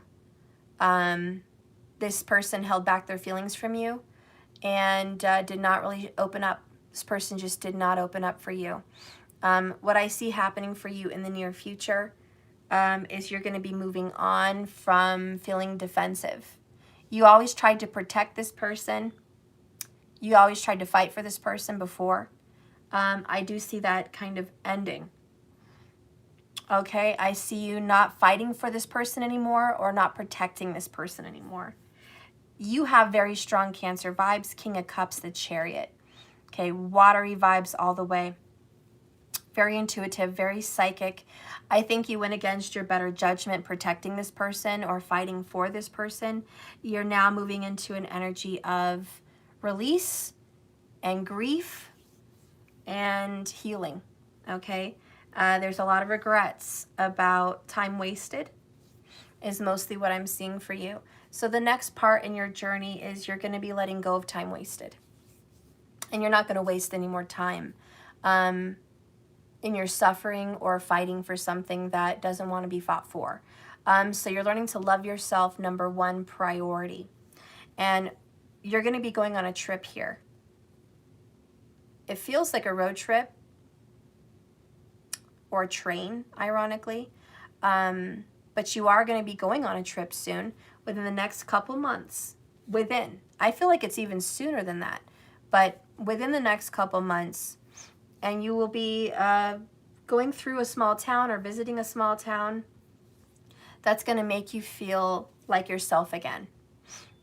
And you're going to get your direction, you're going to get your bearings, and you're going to stop feeling like you're wobbly through life. You're going to start feeling like you're on track, getting your confidence back. I do think there's a grandfather or father figure that's going to make you feel loved and give you the energy and support you need to have self-love. But it's definitely a father, a grandfather, King of Cups, that wants to help you heal and get energized. And this person's just like, you're great, you're beautiful, you're wonderful. You've got so many good things going on inside of you. And it's going to give you that energy that you've needed, okay? So this person, it could just be an older male, but this person's going to give you the love and confidence through words of affirmation and through affection. So there's a really good flow in your life. So this person is coming in to help. And if you're not even traveling, this person may travel by car or by train to see you. And it's just going to it's going to put you in a much better place. So expect big change, expect healing, but this is healing and recovery after getting over something or someone that you've been fighting for that was not reciprocating the energy you gave them, okay? So next on your journey is an ultimate healing, and it does involve something with a watery older male that's going to help you heal. Okay, so that's what I see coming up for you. Okay, so someone else, 100 Club. 2 Cancers in my birthdays, even though I'm a Gemini. Oh, that's really nice. Okay, so let's see. You're welcome. Transformation Queen, I want to know about Day 1022. I miss him, Steph. Where are we at on this journey? Okay, girl. So let's see about Day for Transformation Queen. Okay, it's definitely this one.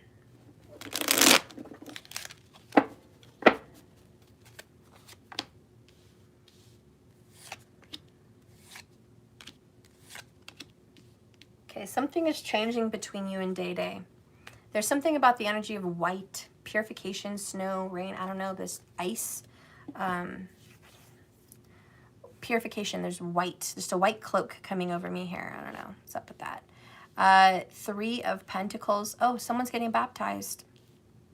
Queen of Wands, Page of Wands, could be a child. A couple children getting baptized, or going to church, having some kind of a ceremony. There could also be a remembrance of a death of a child, an innocent. I don't know. I don't know where that's coming from, girl. The next energy that I see for between you and Day is passion with the Queen of Wands. There's a lot of feeling like you want to work on this. You are really wanting to work on this with him. You want to grow. You want to participate. You're ready to take the next step. You're offering your love. I think it's going to be turned down. Something's being turned down. Ace of Pentacles, the Seed in reverse. Working really hard on this. 7 of Pentacles. See, there's that freaking death. I knew I had a death energy around you. Ooh, shit. That was creepy. Yeah, I don't want to talk about death right now. Thank you. I do not. It may just be a representation of your innocence. You innocently want to pursue this. You innocently want to offer love wholeheartedly, but it's not time yet. The seed has not been planted with him yet for whatever reason. I do think there's an energy of love between you guys. Why is this being denied? Okay. Oh, they want this one. Why is this being denied, please? Why is this being denied? Because death is a sure win. Death of this is definitely going to happen. Why is this a for sure thing? Why is this being denied? Goddess of the Moon. Bottom of the deck is non-action. There could be a third-party Cancer energy that's here. That's also kind of throwing a wrench in all of this. But when you get Goddess of the Moon upright, I think it's about being divinely guided. It's not divine timing at this time. As frustrating as that is to hear, it says intuition and going within. This card shows an eternal spirit holding the bright reflective moon. Okay, we don't care about the picture. This card is all about intuition and the ability to receive insights from your soul's point of view. Receiving this card tells you that you do have the power to get intuitive information. Okay, this is about psychic and mediumship. And what I'm hearing here with the Queen of Wands is she is every bit a psychic and a medium and a witch and an intuitive. She has the power to see. You have the power to know. But you're offering anyways because you're being led with your heart. There's a lot to learn in this relationship for whatever reason. Let's get a message from him.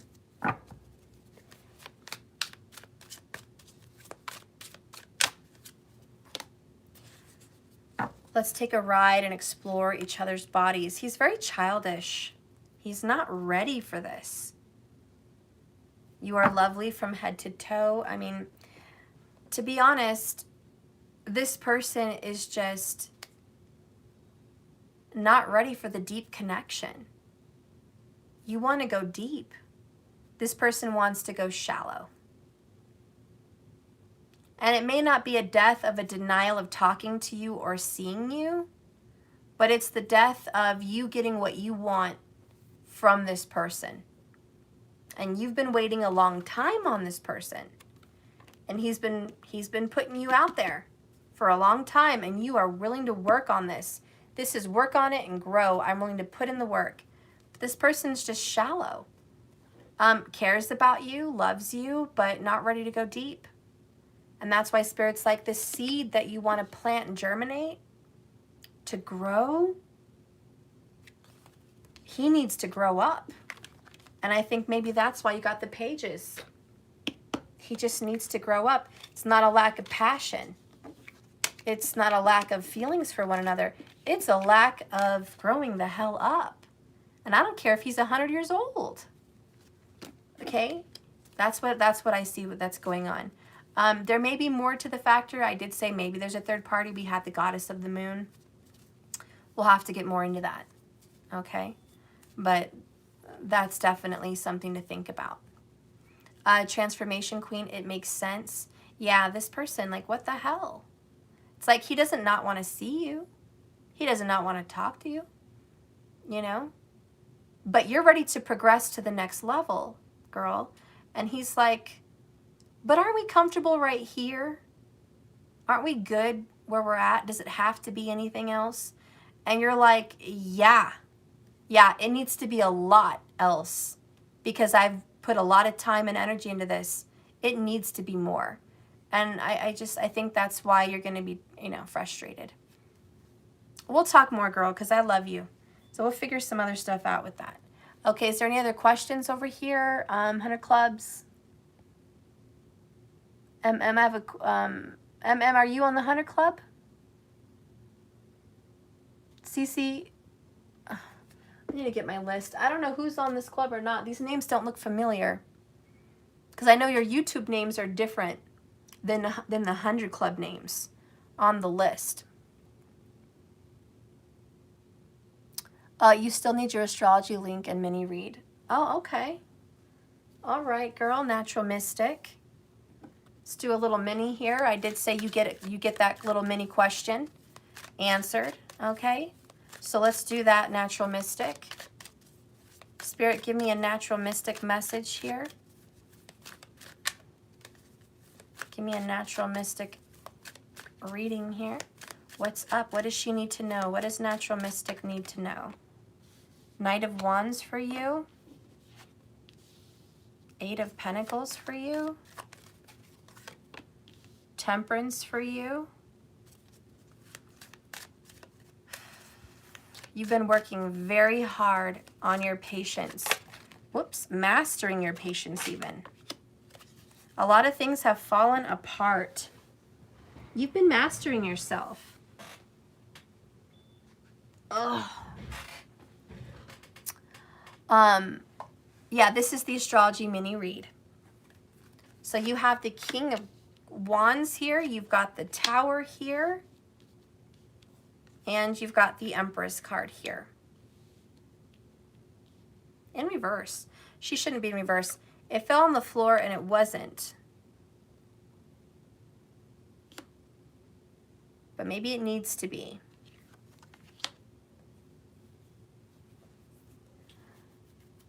What I'm feeling for you is there was a situation that obviously was problematic and ended, natural mystic, with this King of Wands. And this Tower is happening very quickly. Also, your breakup came out of nowhere. And you've been working very hard to see why that relationship was important to you. What did you gain from this? And I think you've grown so much. I think you've grown in peace. You've grown in patience. You've grown in your divine wisdom. This person made you much better, a much better psychic, a much better intuitive. This person made you feel more powerful. Like you have the power to do things in your life that you didn't feel you had power to do before. This has been a very long journey. All right, you've been really difficult. You've been working so hard on the connection, and you've been working so hard on yourself. Give me an epiphany card. What is Temperance teaching you? This is not your typical love story.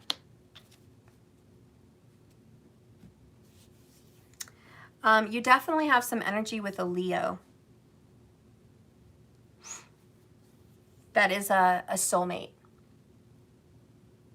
And you were meant to go through this with this person to break your karmic patterns. You have some severe karmic patterns. Let's see what's going on.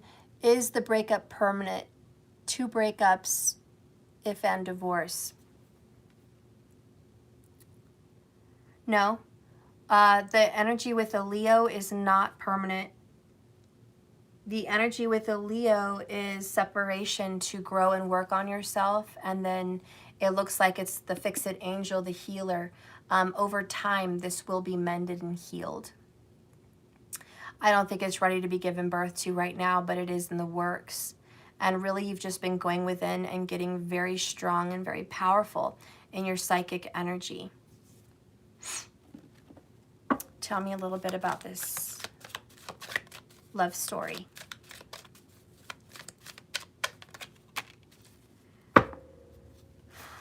Look what's popping out. Queen of Wands. Fire, fire, twin flame energy. King of Fire, Queen of Fire. But you guys got the 5 of Wands, which is also Leo. The energy of your relationship has been passionate, fast, super in love, but the separation was just as passionate. And this has been a back and forth, and it's just been a growing from your fire energies. Both of you are defeating impatience. Both of you are defeating lust. Both of you are defeating needing to be in power of one or the other. There is a Mars energy also that you guys are dealing with, which I feel is a Mongolic energy in that 1st, 2nd, 4th, 7th, 8th, or 12th house energy with Mars. And I think the most prominent one I feel when someone tries to dominate the other is a 1-7. So one of you guys are aspecting the other with your Mars, wherever that placement is. So it's trying to dominate one another, and it's been a battle. It's been this person trying to take control and dominate the situation with you, and you may be trying to do that. You're tired, and he's Mongolic, yeah. So there's a domination situation here. I think for the Leo energy, there will be a healing. It's not your typical love story. You're working on awakening and seeing things differently. Are you tired? Yes. And Temperance says to rest and recover. And the Hanged Man says to also stop working so hard at something and just heal. Because maybe that's why the Empress is in reverse for you. You've really taken a beating, spiritually and emotionally. And you do need to rest. You do need to stop. If there was someone that was in and out of your life, coming in passionately and then leaving and not communicating, if that person was involved, and I hate doing 2 readings in one because that just makes it very confusing, but if that person was in and out, I do see that definitely over. But I see someone who is equal in strength, equal in mind, equal in passion, equal in spiritual awakening, and equal to you in so many ways. That person is the long term. The person who's equal to you is not your typical love story. And you still have a few more battles ahead, which is why you have to rest and recover. You have about a month and a half of this rest and recovery time before you're going to get back on the grind. Now is the time to collect your thoughts, to get your life together, to make plans, to rest, to meditate, to eat healthy, to take care of yourself, because something's going to hit the ground running in about a month and a half for you. So you need this time to step away. But there's your little mini energy there.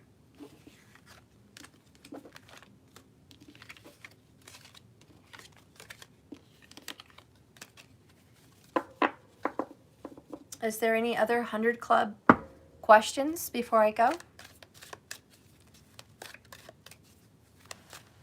And I'm probably just going to do one more because I'm feeling drained already, especially when I get into personals like that.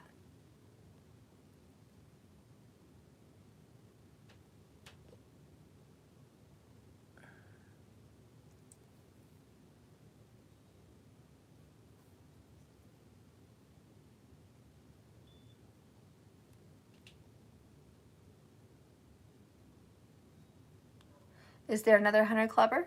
Oh, you're welcome. You're welcome, Natural Mystic.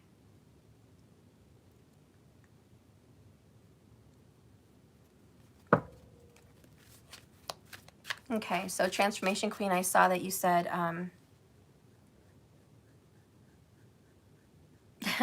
you said you wanted to know what communication is coming in.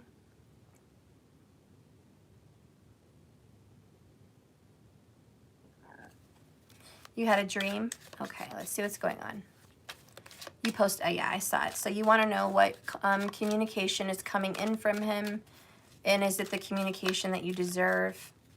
What kind of communication is coming in from Day Day? Spirit, please give the information to Transformation Queen. What information is coming in as far as communication? And is it what she deserves? Is there any communication? Queen of Cups, the World, Death, Six of Wands. Girl, you keep getting that Death card, you know? And as much as I want to turn things around for you, Transformation Queen, it's like, it's definitely here for you.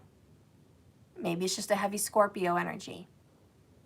But there is going to be a victory and a win. Somebody has overcome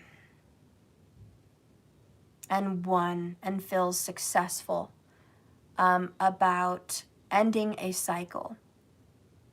And we do have the Queen of Cups, and you did get Goddess of the Moon. That's Cancer energy. And you have the Death, the ending and finalization. But there is a separation or a painful not getting what you want with the Death card. There's a painful, I just not getting what I want here. The communication that you're going to get. Bottom of the deck, 3 swords. I feel like it's a lie. Yeah, it's a fucking lie. Oh, fuck, I was right. I'm sorry. I'm not excited about your reading, okay? The communication that you're going to get from this person is that it's over or ending soon with the person he's with or around, or he's getting out of a position, a cycle in which he felt stuck, and that's over. He's won. He's overcome that, and he wants to come to you and reconcile in passion, again in passion. And he's like, I'm coming, I'm getting out of this. And you're like, yes, I love you. I'm glad you're getting done with this and you want to see me. And here he is with his big old wand to find out that he's going to break your heart again because he's still connected to whatever this karmic person or situation is. And there's going to be this energy of remorse, regret for listening to him, trying to work on this. You're really still not letting go. You really want to work on this 3 of Pentacles with him. I don't blame you. I mean, love is love. Capricorn's involved in here somewhere, girl. Natural Mystic, another divorce hearing in 1.5 months with the Leo. I don't want it back. The in and out is twin flame. Okay. That's a good confirmation. Thank you. But Transformation Queen, you're excited, Steph, because you're excited. I don't know how you're excited about this.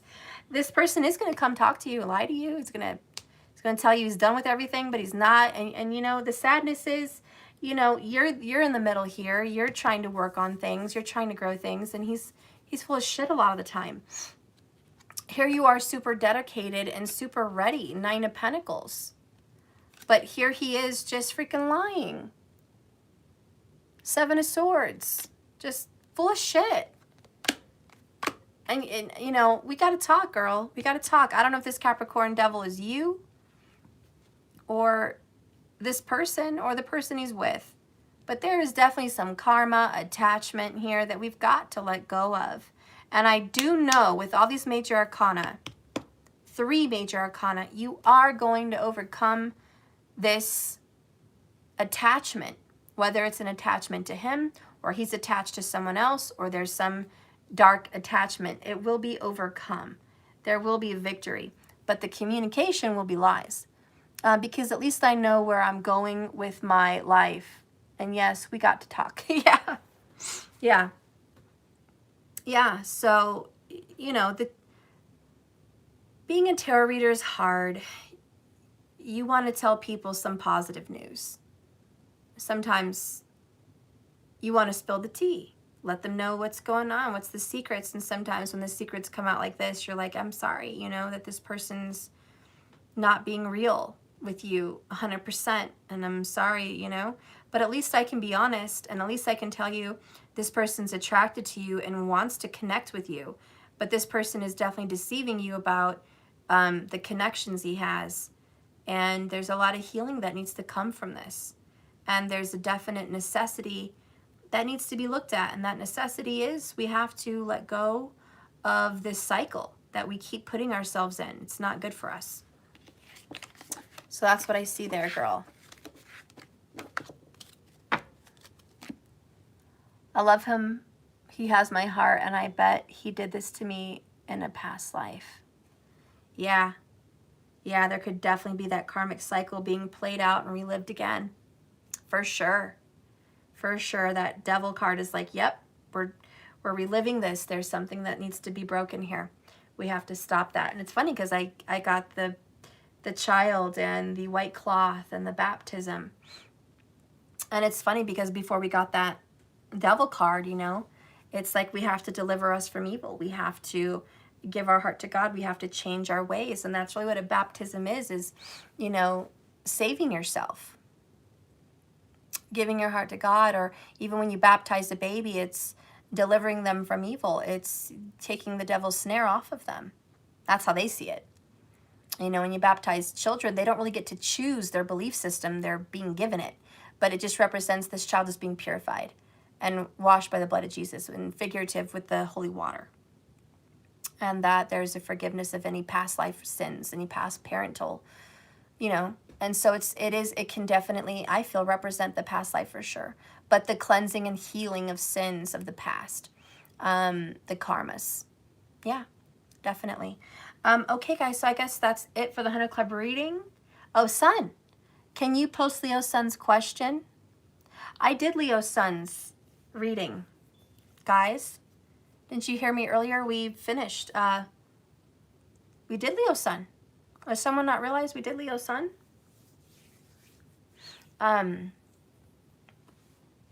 Let's see. Patrice, Leo's son asked a moderator to ask a question. If she's going to work, I would love to know what's coming towards me. Okay. So she had a second question. I must have missed a second question. What's coming towards her for work? Okay, Leo's son. What's coming towards Leo's son for work? What's coming towards Leo's son for work? Okay. Ace of Swords. Ooh, Six of Pentacles. I like that for work. I do like that. The Fool card, 10 of Pentacles there on the bottom. Okay. I like that.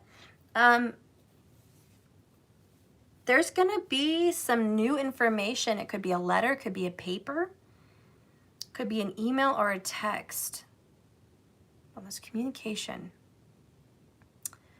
to give you something that's owed to you, like a check. That's maybe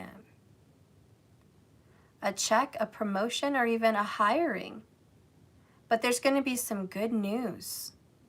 It could be a new hiring or a new position. The Fool is a fresh new start. And the Six of Pentacles is getting reward. It's getting treated fairly. It's getting what you deserve. And then the Ten of Pentacles is really prosperous. And that's long-term.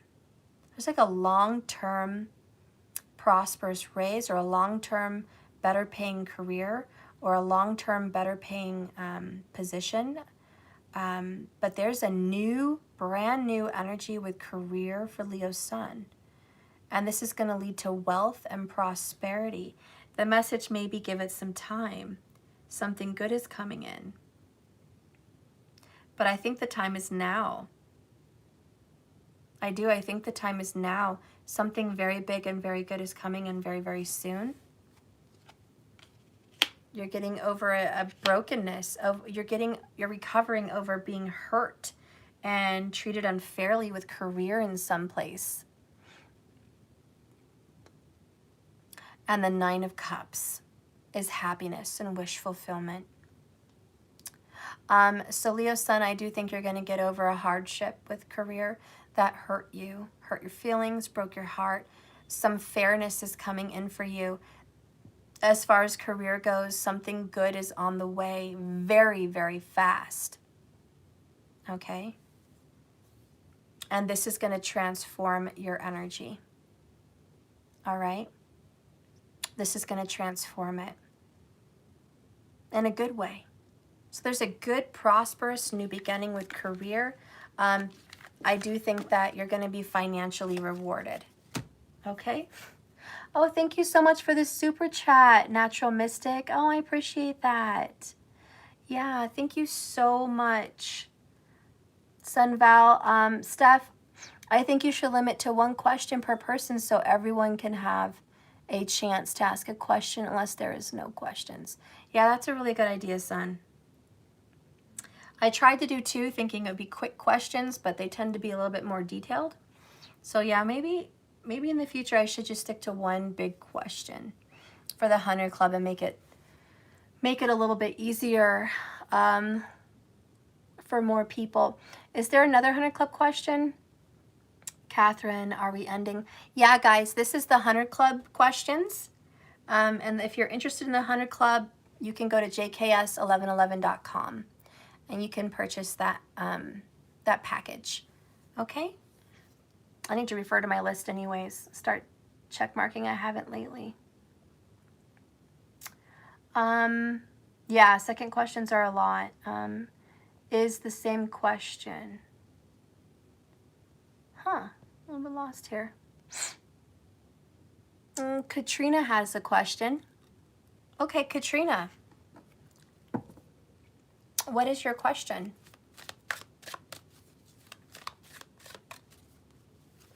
Remember the astrology link. I'm also 100 Club. Diane V. Oh, okay. Yes, I will do that right after this. I'll send that to you, honey. And tonight we'll be ready to get on it.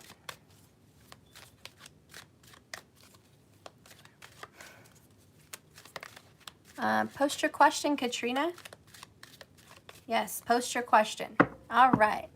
What is going on with me and my person? Okay. What is going on with Katrina and her person?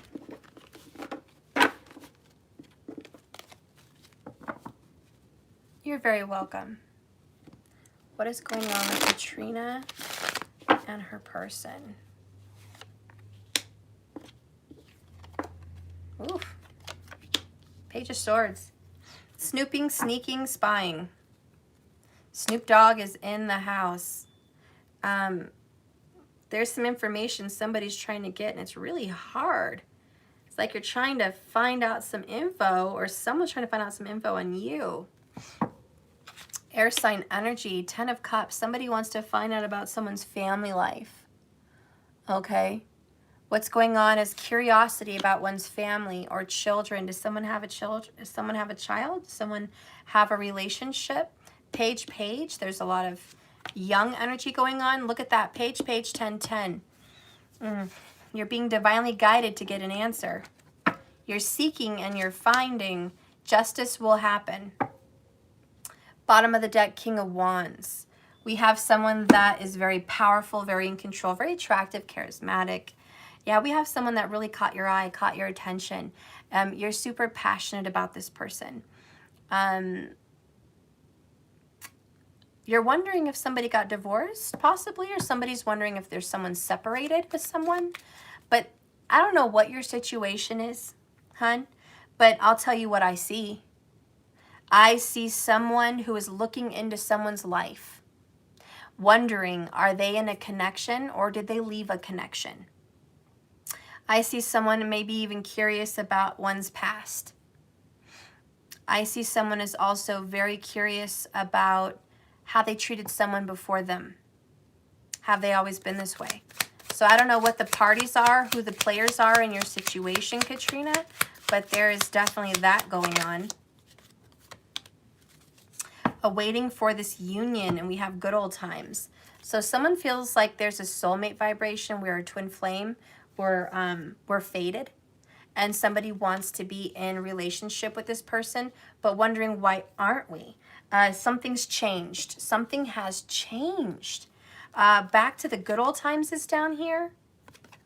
Things are not what they used to be. So there's some curiosity. What are you hiding?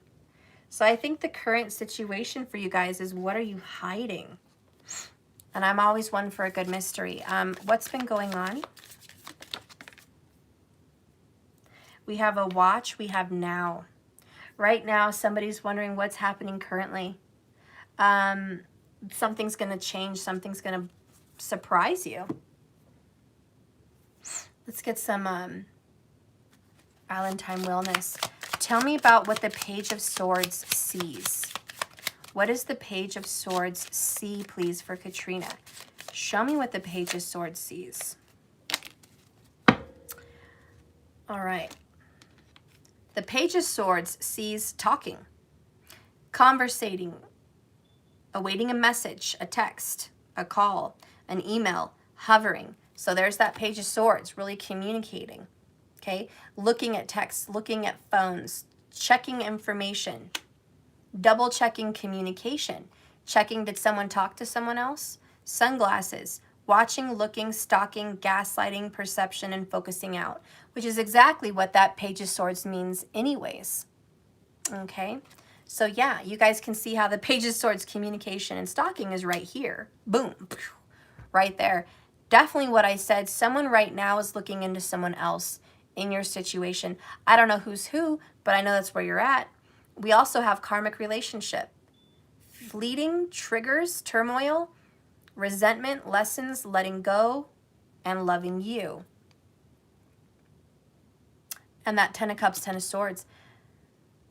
There's something in the air about a karmic relationship ending, but also someone may be wondering what's going on in a karmic relationship.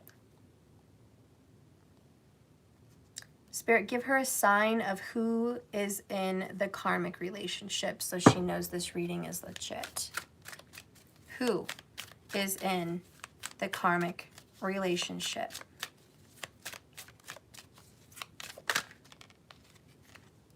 It's an air sign. 9 of Swords. Okay? It's also bottom of the deck, the Emperor. So a male. A male. This is Leo, and this is also Aries. But this is 9 of Swords, Libra for me. Stress, heartache, pain, jealousy, loss, hurt, anger, misery, sadness. There's definitely the energy of what was once a happy situation ending in divorce or separation. I do feel that. I do also feel there is a father involved. There is a father involved. There's a 3 of Cups. Celebrations could also be the next holiday. And we have an Empress back to back. Ironically, what else is back to back is King of Wands, which is the Leo energy, and Queen of Wands, Leo energy in a different deck. So we have two pairs, multiple relationships here. One's karmic. The person in a karmic situation is male. And the Page of Swords is someone trying to find out if they're in a relationship or not. Now, I don't know how this situation is working out for you. But I can tell you one thing, there is a divine soulmate connection here somewhere in this reading. And that divine couple, I feel, is waiting for a union. I also feel what's currently happening is an ending of a karmic situation, or the dealing with a karmic situation that needs to end. I'm going to let you take how that resonates. But that's what's currently going on between you and your person. And the major, biggest answer for that question is spying. Okay? Spying is what's really going on. Katrina, he is in the karmic one. Okay.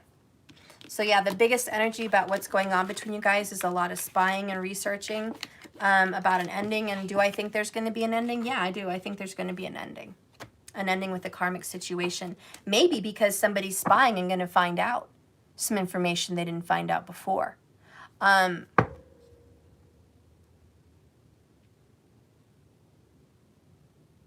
also feel this person could be 37 years old. Came up to me. 35 to 37. Okay, is there any other, I'll just do another 100 Club question here.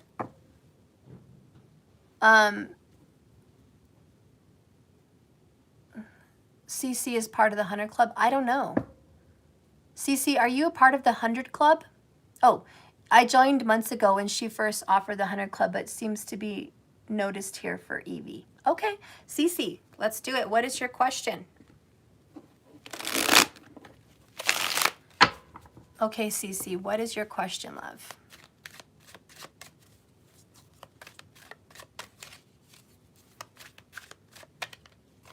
Spirit, please guide and direct me for CC.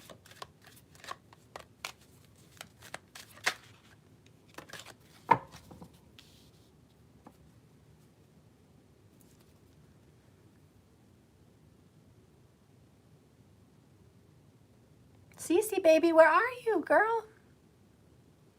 We got 9 of Pentacles that came out for you. You're currently, what, single, available, looking good, ready to take on the world. Life is looking sweet for you right now. Good things are coming for you. There might be a connection you're still a little tied to, but what's up? CC, post your question, honey. I'm ready. This is your card, so I'm ready to get your questions answered. Post it, sweet. I saw that you've been a follower for years. Thank you so much. Let's see what's up. What's up? What's up with CC?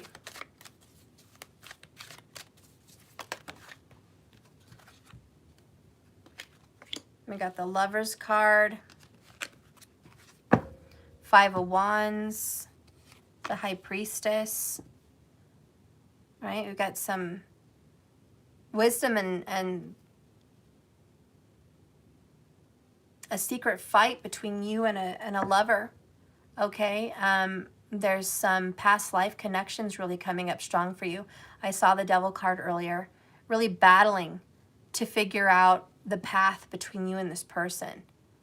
Okay, really trying to seek your guidance. King of Cups is there, 3 of Pentacles is there, 3 of Swords is there, Knight of Wands. All right, so you've been very much trying to figure out how to do your healing in a relationship, and you're taking all the right steps.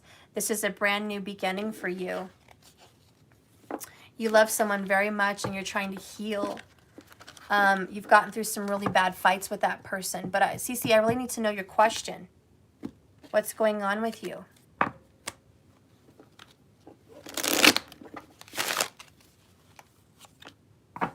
You're a hard worker, CC.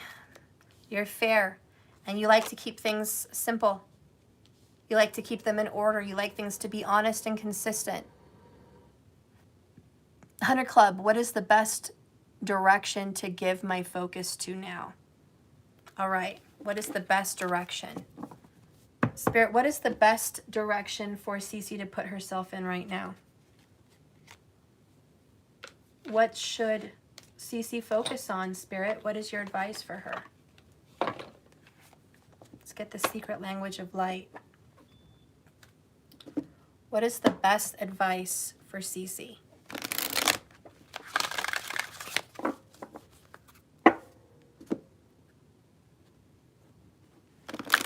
What is the best advice for Cece? Yeah, you are very much currently working on your healing, and I think doing very well. Very, very well. If purple's not one of your favorite colors, it should be, because purple speaks to you a lot. And purple is that crown energy and that divine wisdom and intelligence and psychic intuitive aura, you know? So purple is really just calling out for you. Maybe you should do something with purple, meditating in purple light, or surrounding yourself in something purple, or focusing with an amethyst. But purple is something you can definitely call out to help in your healing and understanding. Spirit, show me for Cece her focus. And look at that. Purple, self-love. Bottom of the deck is inner child. Cece, it looks like you are someone that puts yourself last, and you have since you were little. You've always been the psychic, the intuitive since you were a child. You were a mother to your mother. You were a mother to your friends, a caregiver. You have loving eyes that show people you care, and you're always concerned with others, always have been. You will sacrifice your wants for others, always have. You didn't really get to express yourself as an inner child due to whatever reason. You couldn't. But there were reasons you could not express who you were as a child. Now you're into the self-love, self-care. You're loving yourself, and part of that is loving your inner child. You're going to be working on transformation, being a totally different person. And are you ready for that? Are you ready to become somebody new? Hearts that speak the same language. Mastering a karmic lesson. A lot of your karmic lesson is putting yourself last for others. Believe it or not, that is a karmic lesson. You're still working on it. Part of your lesson is to put yourself first, and that's really hard for you to do because you're an empath. You're a natural empath and a natural psychic and medium. It's in you, always has been. And you're always doing things for others. And I know you do things for yourself. Everyone does things for themselves. But this is more than that. This is following your dreams, doing what you want to do for work, moving where you want to move, living how you want to live, loving how you want to love, watching what you want to see in this world. You know, these are things and decisions that people make for themselves, but you are the sacrificial person. You make decisions based on making sure that other person's happy. And I do feel that's a lot of Cancerian energy. I don't know if you have Cancerian energy or you were in a past life, but Cancerian energy runs very strong with you. And it is that mothering energy. So where you should be putting yourself in focus right now, what you should be doing right now, is learning how to transform that belief system. Changing your belief patterns. Shifting your paradigm mentally and psychologically on how you were raised and how you feel like you've been living for however many years, and shifting that perspective. That's the energy of focus. So let's read this transformation. CC, suffering is optional. You are experiencing an ending, but this is more an ending of self. You're feeling a loss as a whole or a void in your life. This empty feeling is a space for something new and better. This is a new revelation. A new way is soon to reveal itself to you. Pain is something that happens to all of us, but suffering for it is a choice. To suffer is to believe thoughts that are not your soul truth, justifying someone, analyzing something, or rationalizing something. This will only separate you further from your soul's wisdom. From this state, you become the person that you start to blame. Another energy is maybe blaming others for an event that you're feeling sad or angry about. But focusing on suffering will only cement the ideology or belief that created it. In other words, you became what you fight against. Now imagine what you can create by focusing on all beautiful aspects of who you are in life.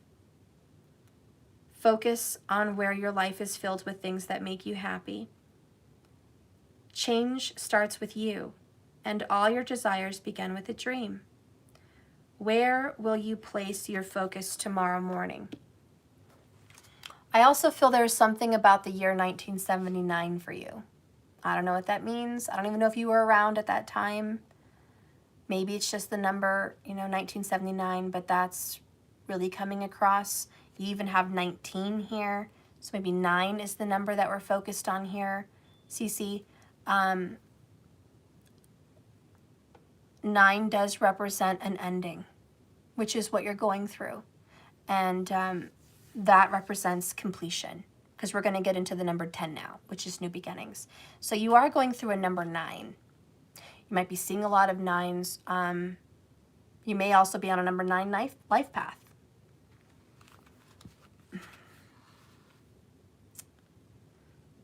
It takes the same amount of energy to be happy or sad.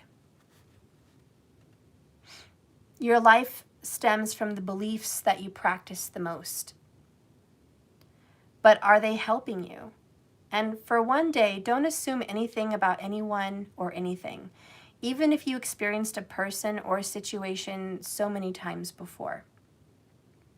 Spend a few moments checking in with what you think is true and ask yourself, is this what I think it is? Seek clarity on what you think before you start to say you believe it. Read between the lines of articles, emails, or books. Consider the standpoint of the author, no judgment. This is your comprehension and understanding. You can't do anything about what happened, and you can't change anything by fighting what has already been created. To bring about change, create a new way that supersedes the old way. Draw or write something that makes you suffer every time you think about it. Now write down 5 reasons why it makes you suffer, and 5 ways it has motivated you to create something different. Next time you feel yourself react as suffering, focus on something different that you have written down. That's pretty cool. I've never heard anyone mention that, but drawing or writing down something that makes you feel pain. And then you're like, yeah, I'm suffering because of this. Write down why it makes you suffer, and then write down why it changed you. And all of a sudden it flips in your brain like a paradigm shift, the way you think about it. And whenever you look back at that situation, you're not going to be like, God, that was terrible. You're going to look back and be like, God, that was transforming. And you're going to be glad you went through it. So I guess it's changing the way that you see things. And that's what you should be focusing on, just shifting that and changing the way things may have happened to you even as an inner child. So self-love is pretty explanatory, CC, and you've been following me for years. I don't think I have to read this card for you. I'll touch a few points, but I think the inner child is a big one for you because there's a lot of memories from the past that make you suffer. And there's a lot of things that happen in the past that make you think and do the way you do things now. So I think that's really important, but I will touch on a little bit. So sometimes the biggest obstacles in life is self-love because we're always criticizing ourselves. Take time to get to know yourself again and see what works for you. You're in a new cycle in life. This card is asking you to breathe in love every day and just get to know you. Did you forget that you're changing and growing like the world? You're not the same person you were yesterday, but maybe you haven't gotten time to really get to know this new you. This week is your opportunity to learn to receive.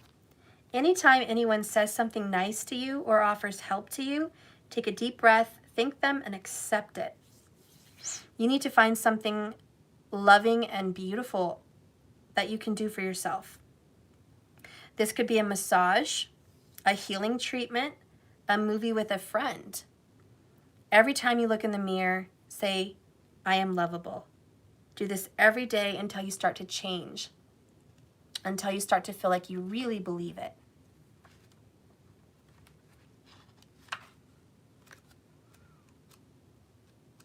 And the inner child one is,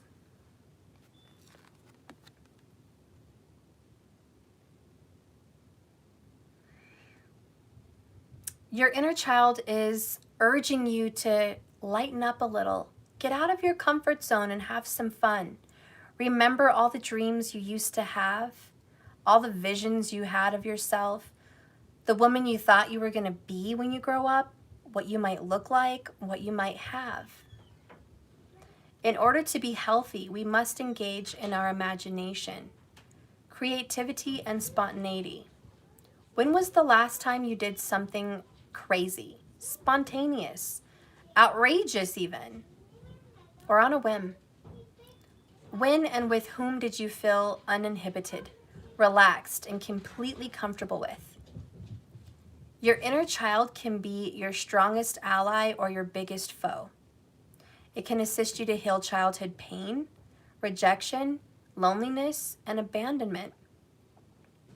It can take you on an exciting adventure, help you become more confident and daring, original and bold, or it can make you become more confident.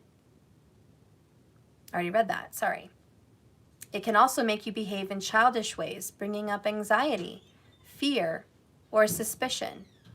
This card beckons you to heal your child inside and discover your independence, compassion, and creativity.